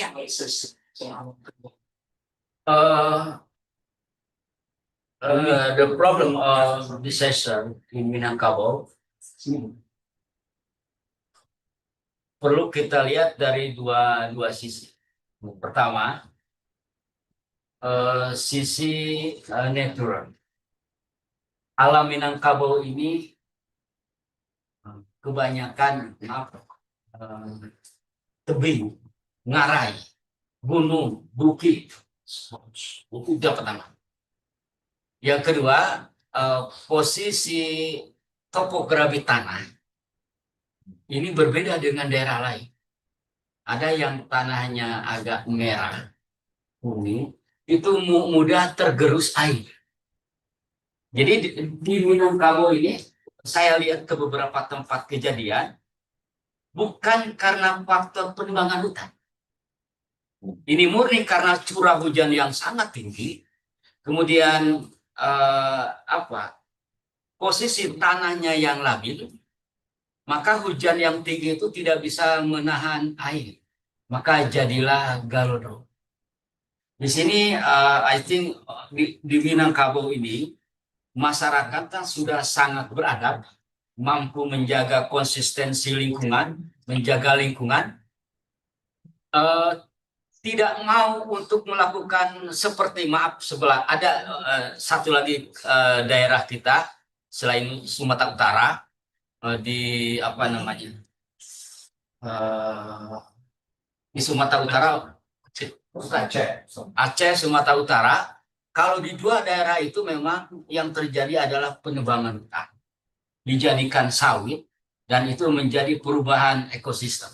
Sehingga ketika hujan datang, maka semuanya jadi galuh. Jadi ada dua fenomena yang terjadi di Sumatera ini. Ada yang memang dibuat kerusakan alam, dan ini yang di Sumatera Utara dan di Aceh itu hampir semuanya itu menjadiin sawit. Jadi kalau pohon itu saya kira berbeda dengan sawit. Pohon itu punya kekuatan akar sampai ke bawah, sementara sawit itu kan sedikit. Dan sebelum sampai ke fase jadi sawit, keburu hujan besar. Maka itu yang terjadi. Ini yang musibah di Sumatera Utara dan di Aceh. Adapun di Sumatera Barat, mungkin ada penebangan hutan tapi sedikit. Artinya yang lebih muncul di Sumatera Barat ini musibahnya adalah karena faktor alam. Dan saya kira faktor yang kedua memang human error tentu ada, tetapi tidak dominan. Saya lihat jembatan yang di Silai yang Bapak Ibu lewat itu sebetulnya tidak ada penebangan di atas, tapi itu posisi bukit yang menjulang dan tanahnya yang kurang kuat. Kemudian pohonnya juga mungkin tidak terlalu ada spesifikasi tumbuhan sungguhnya yang bagus itu. Tapi realitanya di situ, jadi ketika hujan besar, karena hujannya lama, ke waktu itu ada sekitar 3 mingguan, maka secara otomatis kemudian jadi galodo. Dan ini banyak terjadi di wilayah Sumbar. Jadi faktor alam. I think. Okay, thank you, Mr. Prof. Nuno's explains a small bit. There are two phenomena causing flash floods in West Sumatra. The first is unstable natural conditions, and this is more prominent in West Sumatra. And the second is deforestation, but it is a few cases rather than in other provinces, such as in North Sumatra. Okay, this is the. That's so And just a bit. So, Prof. Zainal's question actually is interesting for me because he wants to see that religion's behavior of West Sumatra people in correlation to how to reserve environment. But Prof. Nuno has answered this no.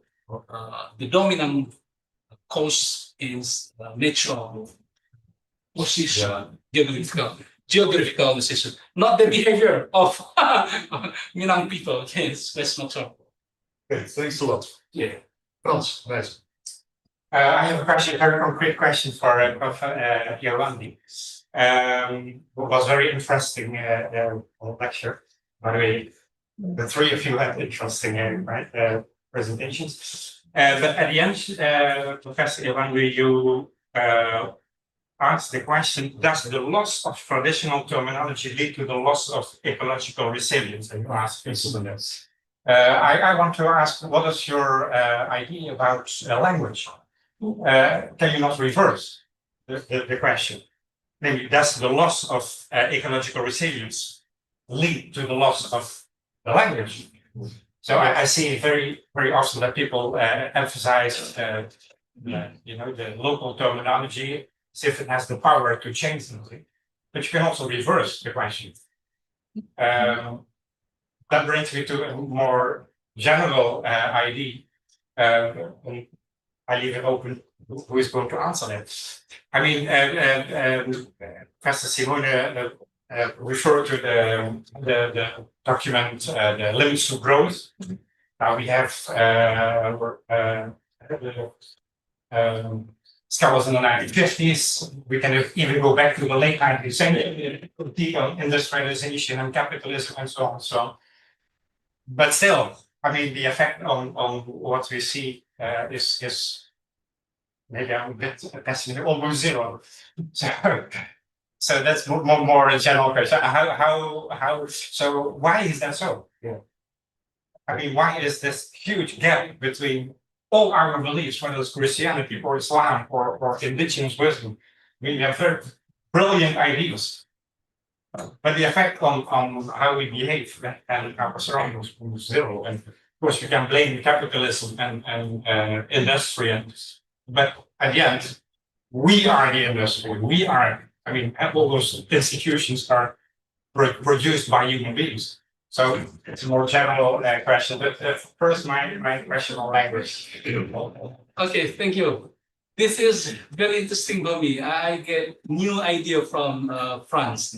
When we reverse the loss of the land into the loss of language, yes, it has a close relation. The loss of land, the loss of, the geographical condition impacts in the loss of language.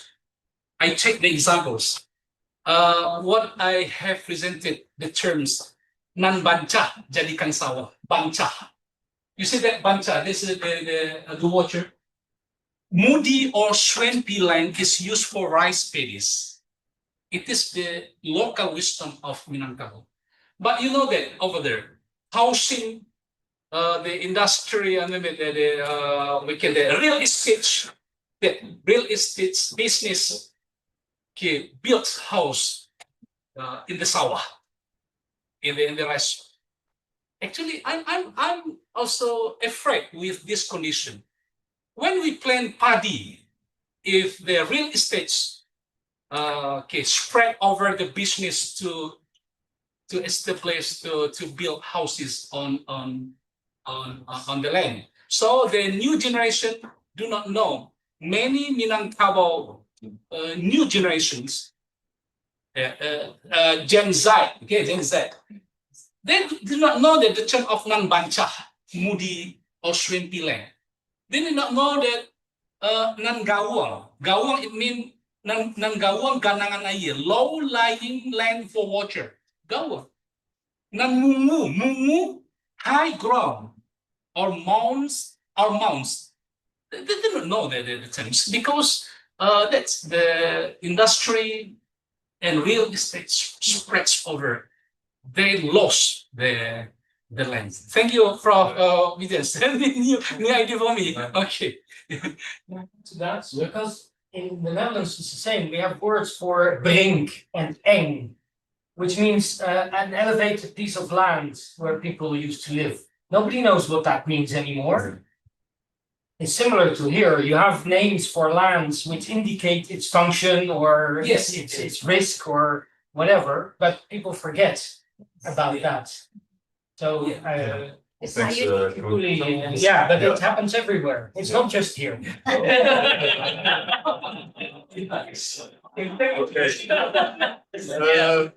Professor Simon, can I ask you for the second question or comment? Yes, that's a big question because it's really the question, is there a hope?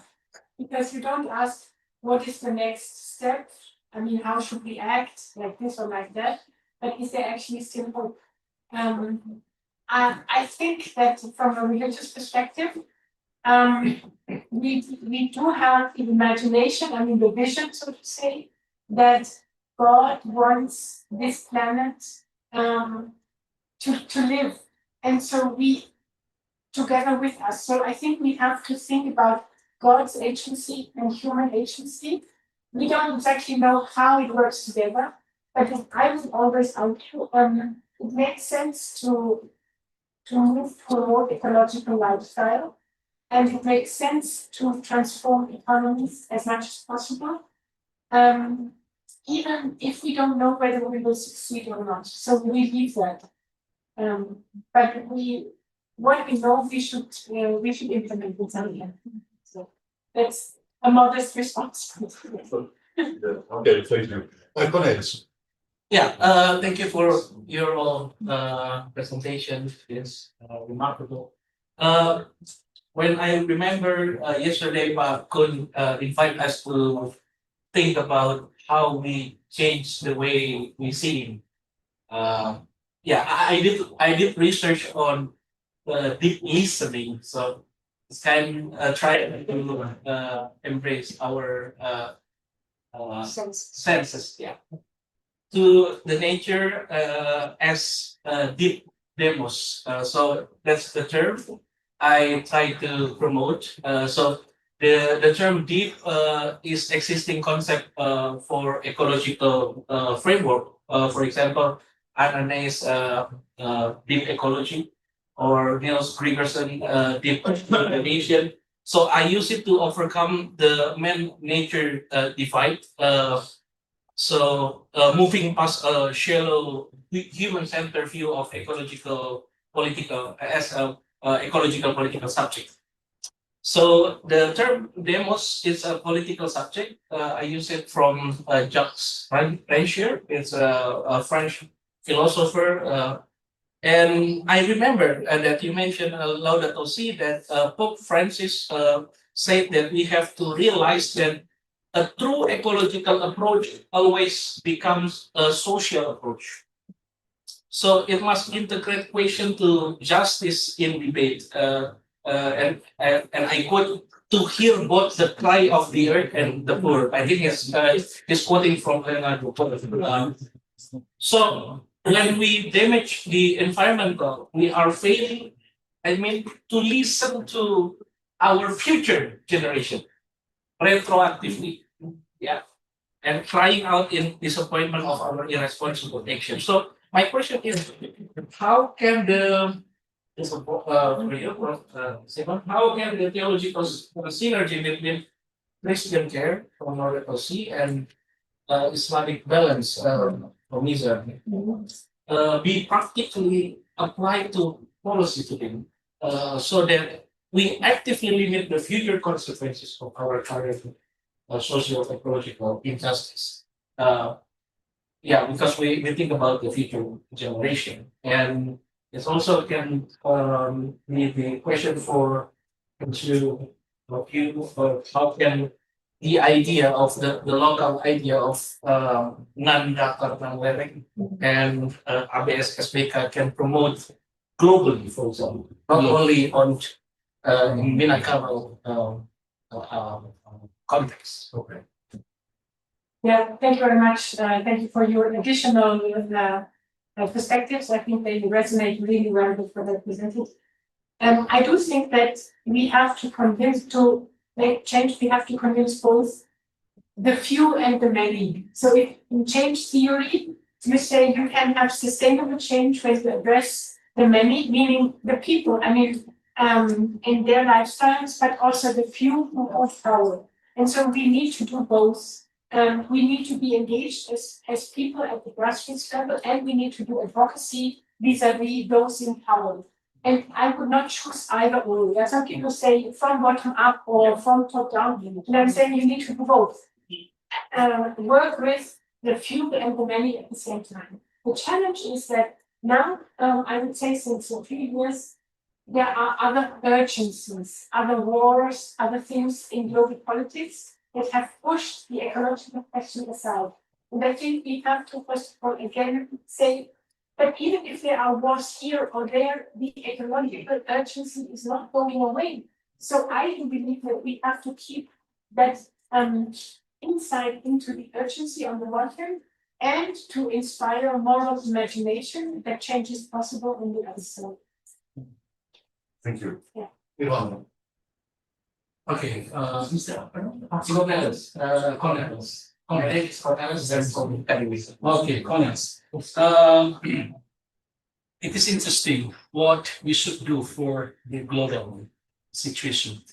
I mean that this consortium inspires me to bear a statement, local solution for global problem. From Minangkabau land, we promote local solution for global problem. Okay, I mean that what we have discussed, not such as a copy of the term of Nandata and Namere, is a local solution that can be used for to overcome global problem. But in this case, we need ecological leadership. So that way, it depends on the leadership and the policy. Ecological leadership, how we promote the concept of ecological leadership. And the second point is we need what we call it theological reposition, the tafsir of cosmic balance. Okay, tafsir of cosmic balance, it means we have to re-understand the Quranic verses, especially in Islam, and also in the Bible, in terms of cosmic balance. We interpret the verses in the Holy Book. Okay, thank you. Okay, thanks. Thank you. How to promote ABS SBK in global? Saya kira ada beberapa upaya. Yang pertama, yang paling signifikan itu adalah kolaborasi akademik internasional.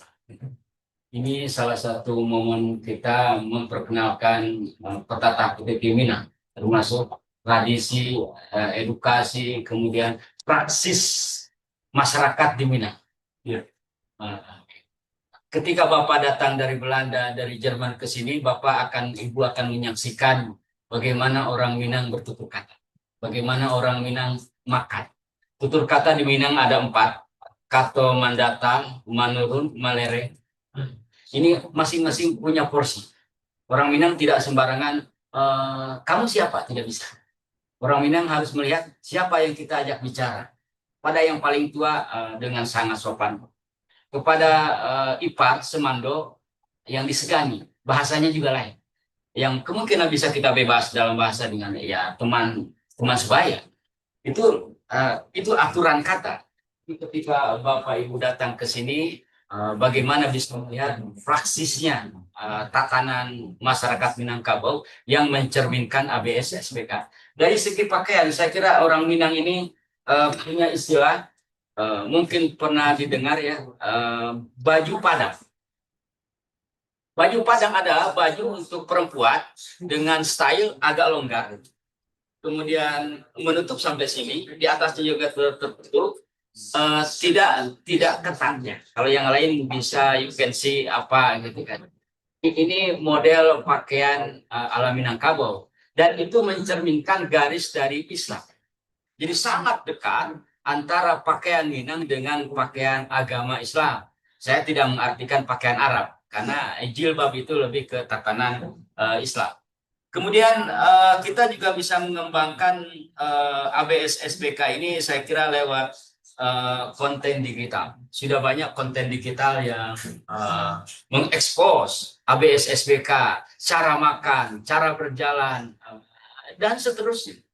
Kemudian yang paling menarik juga kita bisa lewat seni ya. Jadi Minang ini Bapak Ibu saya kira ada kehebatan dibanding dengan suku lain. Pandai masak orang Minang. Dan terbukti dengan rendang, kalio. Bapak Ibu bisa merasakan makanan ayam bagi orang Minang, bagi orang Sunda mungkin hanya digoreng. Di orang Minang ayam bisa menjadi 15 bagian jenis masakan. Dan di Sumatera Barat kalau ibu tidak belum makan ayam pop rugi ya cari ayam pop. Terima kasih. Yeah, thank you. The core points from Prof. Nun Burhanuddin that what should we do that one of them is through academic collaboration, international academic collaboration as we are practicing right now. Through international academic collaboration, we can promote our culture, our local wisdom. One of them is Minangkabau custom because we are in Minangkabau now. One of the specific points in Minangkabau culture is understanding the 4 langgam kato, Minangkabau communication modes. 4 Minangkabau communication modes. There are 4 levels of communication modes applied in Minangkabau society. The first is kato mandata, flat or level speech. Horizontal communication, mandata, flat communication. It is used when speaking with peers, equals, or friends of the same age. It is casual, friendly, and egalitarian. Mandata. Okay. In Minangkabau, in Java, we can use such as mas, the addressee.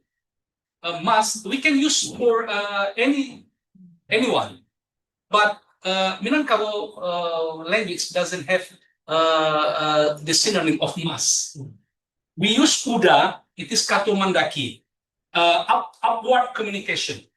We can call uda to the oldest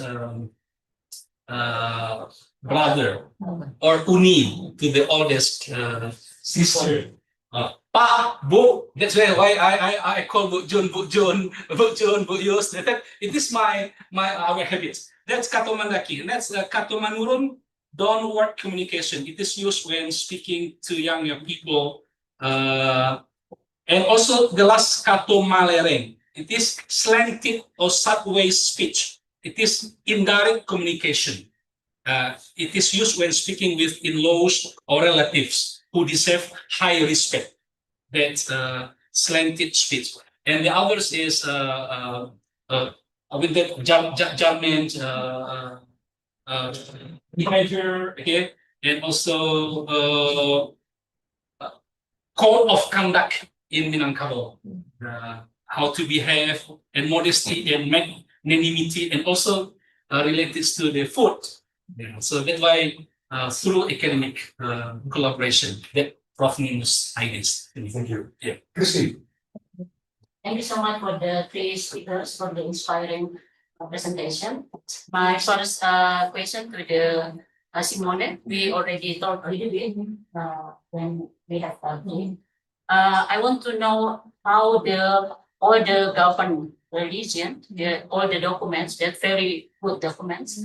They have developed this document in terms of this culture of the organization, like because Catholicism is very hierarchical body. It's different with Protestantism, and also I think it's from Islam also. So that's how we can make sure that this document, because I know the magisterium of Catholicism is what Pope says, the congregation said, but they have also deviant, like what Saint mentioned, because like Archbishop in Merauke, like she have different kind of decision maker about the environment, yeah. So that's how we make sure also like the Protestantism can how to say that all of the member of the WCC also apply to this document. Yeah, because I know many churches based on Protestant Indonesia is very different about ecological issue or gender issue. So that's and the second question to Pak Irwandi, because I want to know that Pak Irwandi mentioned that this area have traced or proved that have big floods several years or Last years. No. I mean, 100 years ago. 100 years ago. But right now we see that this city is very nice. Do you have like the local wisdom how the society is coping mechanism or mitigate disaster? Or we can see if we compare to the Pak Kun Bursma presentation yesterday, because you present about the Panama, how the Panama city is they are built the city. They change the landscape, so that's when the water comes, so that's everybody swept away. So how this situation also can be learned because I don't know if maybe several years later it's also the city will, the big flood will come to the city again because the last year is not in the city in Bukit Tinggi but the other part of Sumatera Barat. Yes, and my third question. From Nuno. I have two more people. Yeah, sorry. From Nuno, I want to ask about the adat Bancanisara Sara Baskandis Tabula, because this already as our legal reform in Indonesia, because it's recognized as a Undang-Undang Nomor 17 Tahun 2022. Because a couple of years ago, there's polemic about one student, a girl. She doesn't want to use hijab because she's a non-Muslim. So how about this SBK protect to human rights to the all society, to the all citizen in the Sumatera Barat? Okay. Can I ask the responses to be a little bit short because I like Ina and Madrian also to bring in their questions. Yes, sure. Okay. Madrian is also there. Yeah. Simone. Thank you very much for the question. I think it is really important to know how these documents are actually built and how they are disseminated. You're right, the Roman Catholic Church is much more hierarchical. I mean, the document Laudato Si has not been written by the Pope. He has called experts, and so it was in some ways participatory by certain experts. But then, because it's called an encyclical letter, so it's a circular letter, and that can be disseminated officially through the bishops' conferences and so on. You are right, on the Protestant side, we are maximum like a network, not a hierarchy. So Protestants, however, what the World Council of Churches is doing is also to have a participatory approach. So they invited representatives from different churches around the world to write this document together, but it is a study document. So one is an encyclical letter from the Pope, and the WCC document is a study document. I think as academic institutions, but also as the church leadership and grassroots people can read these documents because they are not just in an expert language, they are accessible. I think that's important to know. But you're right that it's not as widely shared as I need to make one other remark because of the comments that have come.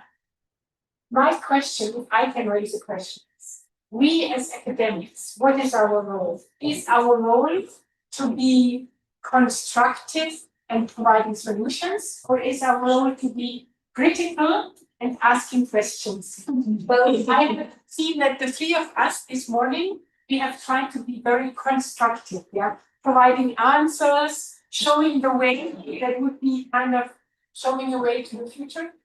But sometimes I think we also need to be critical Yeah. We need to say, no, it's not working. And I admit that in my own presentation, I probably have not been critical enough to what is actually happening there. And as academics, we have both roles, Yeah. being critical and being constructive. Yeah. Thank you. Yeah. Good point. Irwan. Okay, how do you call it?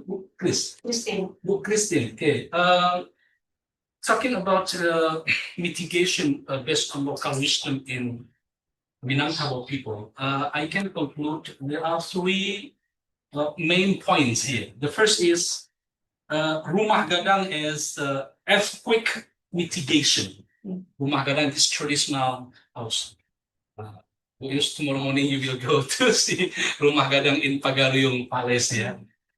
You know that when we conduct a research on the structure of rumah gadang, or traditional house of Minangkabau is engineered to be earthquake resistant. Yeah, it is. It is made to be earthquake resistant by resting on flat stones. It is called sandi. Yeah, not sandy. The sandi in Minangkabau term cannot be translated into sandy in Indonesian language. This is quite different. So sandi is flat stones, and rumah gadang use flexible wooden pegs instead of rigid nails. Rigid uses it, and you know that this allows the structure to sway and absorb seismic shock waves. Yeah, seismic shock waves without collapsing. That's why when we stay in rumah gadang, we can save from earthquake. The second mitigation tradition is through spatial zoning and ecology for flood prevention. Traditionally, there is a strict traditional law, customary law, a strict regulations law related to the use of land by protecting what we call it upstream forest or hutan larangan, forbidden forest. It is used to absorb rainwater, okay, while utilizing terrestrialized fields and communal fish ponds. Communal fish ponds, it is called tabe. Tabe in Minangkabau term. Or some Minangkabau tabe. It is a natural retention basins to prevent flash floods or galodo. And the second mitigation strategy is through social resilience and anticipation. It is, you know that disaster readiness is maintained through community cooperation and also through the system building the rangkiang rice granaries. It is for food supplies for post-disaster recovery. Okay, that one. 3 points in Minangkabau. Yes. Very good. Thank you. Professor. Thank you. ABS SBK alhamdulillah sudah diformulasikan oleh negara lewat Undang-Undang Nomor 14 2022. Okay. This regulation. Walaupun sudah menjadi sebuah regulasi, tapi memang kritikan selalu muncul, terutama ketika dikaitkan dengan HAM, hak asasi manusia. Ada beberapa kritikan, tetapi kita bisa menjawab beberapa hal. Pertama, nilai ABS SPK itu dasar yang paling pokok adalah musyawarah, mufakat, leadership, kepemimpinan. Ini memang real ada di ABS SPK, dimanapun orangnya itu ada. Kemudian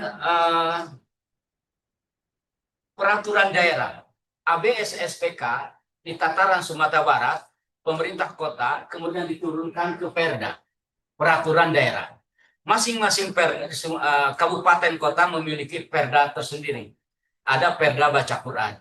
Di sini kalau mau nikah harus pandai baca Quran. Ada perdanya. Jadi nggak bisa nikah kalau nggak bisa baca Quran. Apakah ini melanggar HAM? Saya kira nanti ada jawaban. Kemudian ada pada yang lain di Bukit Tinggi, jangan berani untuk berdua-duaan di tempat umum. Di kebun raya, di kebun wisata, atau di jam gadang dua-duaan, karena nanti akan dihukum. Sanksi sosial. Apa sanksinya? 5 sak semen, 50 saksu.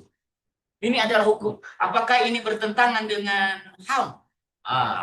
Saya kira sanksi adat ini bukan merupakan pelanggaran HAM, tetapi ini adalah mengatur tata cara orang hidup supaya rapi.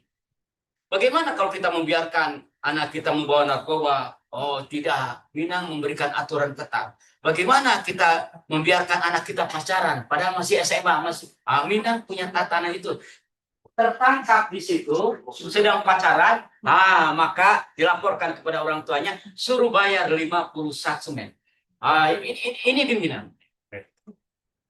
Saya kira, understand? This is the points that the philosophy of adat Basani Sarat Basani Kitabullah, the customary law based on Islamic law and Islamic law based on the Quran, has been firmly integrated into Indonesian regulations and legislation. This is the first point. The second point is it is also integrated into regional regulations or peraturan daerah. Across West Sumatra refers to the concept of ABS SDK. For example, the mandatory Quran reading requirement for Muslims who are going to get married. They must be able to read Quran. And it is in line with the concept of ABS SDK. That's the point. Thank you. Sure. I just want to share with you, and here's the thing, my society mind, listening to these people's issues. And it started to process in my heart, started with your concept of hope-filled engagement. Then I came to hope. Then I came to images in the Bible, in Quran, in hadiths, in adat. Then I came to in nature, in proverbs and sayings as well. And then I arrived at I want to explore the importance of the development of metaphor competence in the development and the rich development too. That's it. Back next year and tell more about it. Thank you, Maria. Yeah. Okay. Yeah. My question is related to your last to your second last answer response on the questions.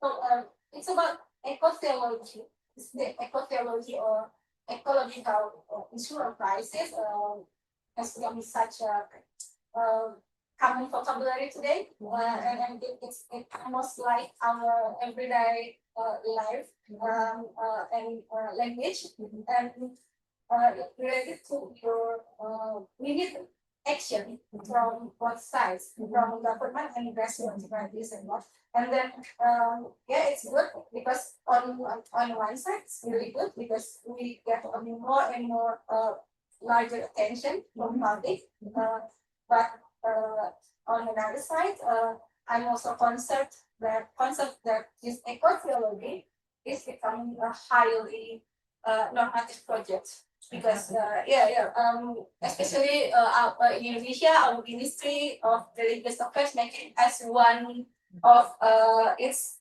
priority program. So I really need to know your how do you see this tension? Because one side we can we get more attention, but maybe because of this higher number of projects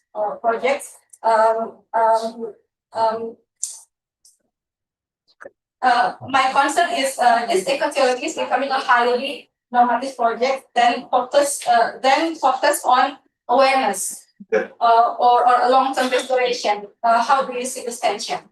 Yes. Thank you so much. I think this is a very important comment. Because at the beginning, eco-theology was an idea of some few pioneers. They were really courageous. Now it is almost hegemonic. It has almost been taken over by power, people with power. And I think the way forward is to use it, but not just to implement, because what the government wants us to do also as academicians is to implement, and we should resist our task as only being implementers, but we have to contribute from our perspective. So I think we should not reject the discourse. I think eco-theology is important and we should continue with that, but we should contribute to the discourse and bring our own images, metaphors, but also our critique.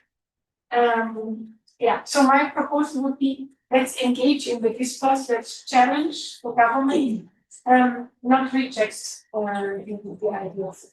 Does it make sense? Yes. The second Ya, seksnya itu Pak Nurul,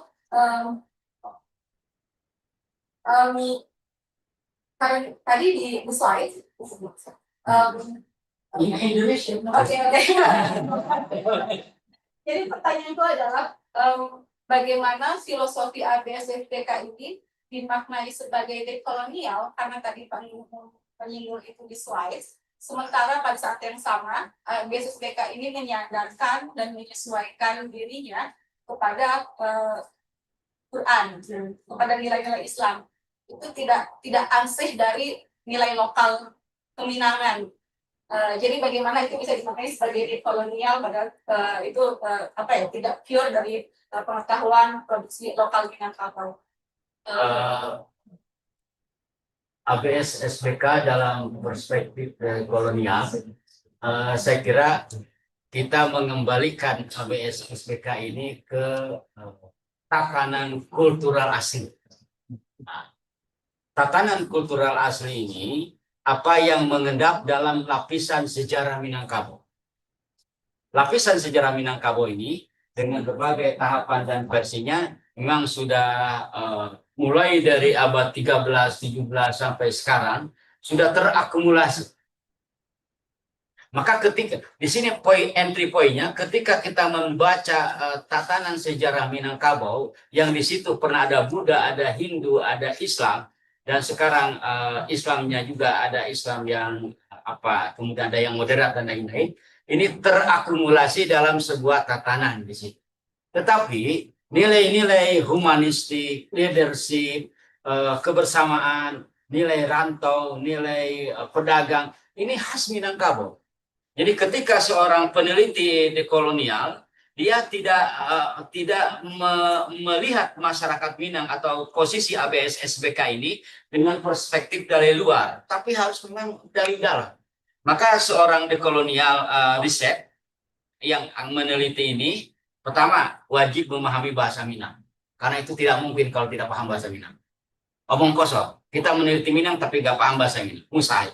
Yang kedua, harus berada di lingkungan Minang, melihat praksis masyarakat Minang yang menawarkan etika, keteladanan, kesopanan, cara berkata, dan lain-lain. Ini saya kira cara berkata is okay, Al-Quran tidak ada bertentangan. Cara berpakaian juga tidak ada bertentangan. Kemudian cara-cara yang lain, pola perilaku di tengah masyarakat juga saya kira ini sudah sesuai dengan apa. Jadi ada satu adagium yang memang agak menakutkan ya bagi orang lain non Minang, atau ada sebuah adagium Islam is Minang. Minang is Islam, Minang is Islam, not Islam is not Minang. Ini memang kedengaran mengerikan, tapi intinya tidak seperti itu. Minang ini punya satu pola preventif, dan pola preventif begini. Ketika sebuah keluarga, saya keluarga Muslim, bagaimana sebuah keluarga saya supaya harmoni? Maka saya harus menghindari keluarga saya orang yang bukan seagama. Maka walaupun dia anak saya, tapi dia sudah memilih Kristen, saya Muslim, maka dia dikucilkan dari keluarga saya. Nah, ini sebagai resiko saja, resiko keluarga supaya tetap harmoni bisa terjalin. Tapi fenomena di lapangan kita juga menyaksikan seorang hamba muslim, tapi adiknya kan ateis. Kemudian ada yang lain, dia muslim, adiknya non muslim.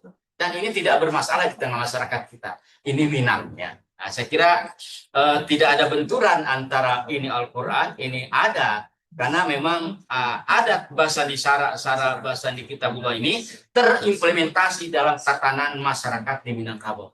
Saya kira dalam berbagai perspektif. I don't like that. Thank you. We come to the end of this session, and yeah, we are already a bit over time. But anyhow, I first would like to thank all three speakers for their contribution. And I give words now to Ina, because I believe I understood that you want to Present the gift to the Vice Dean. Oh, Next, Vice Rector, Prof. Edi.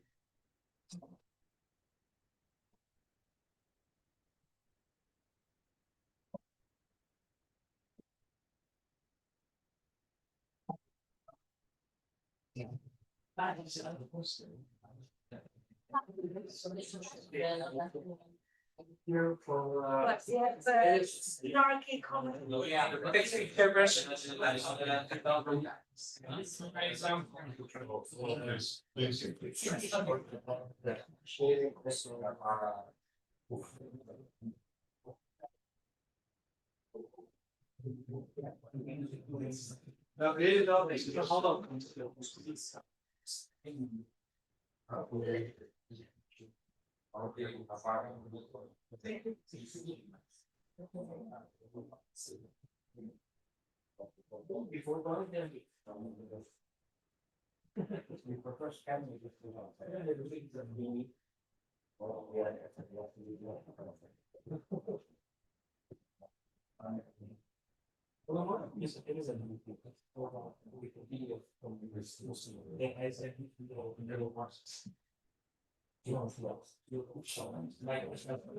okay.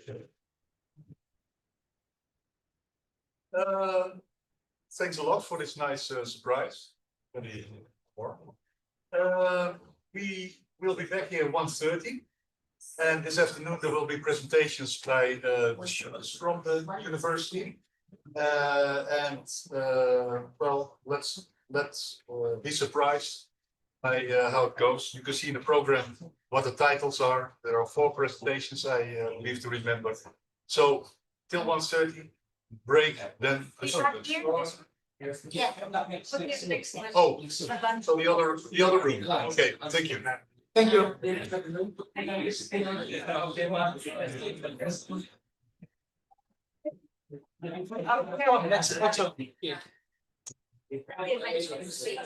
ya, ini panggil si Hadi.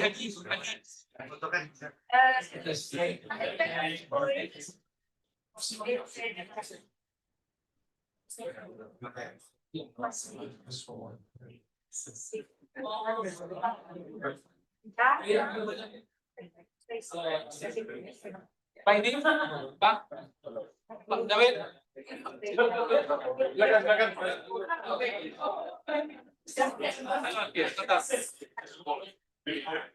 Adi,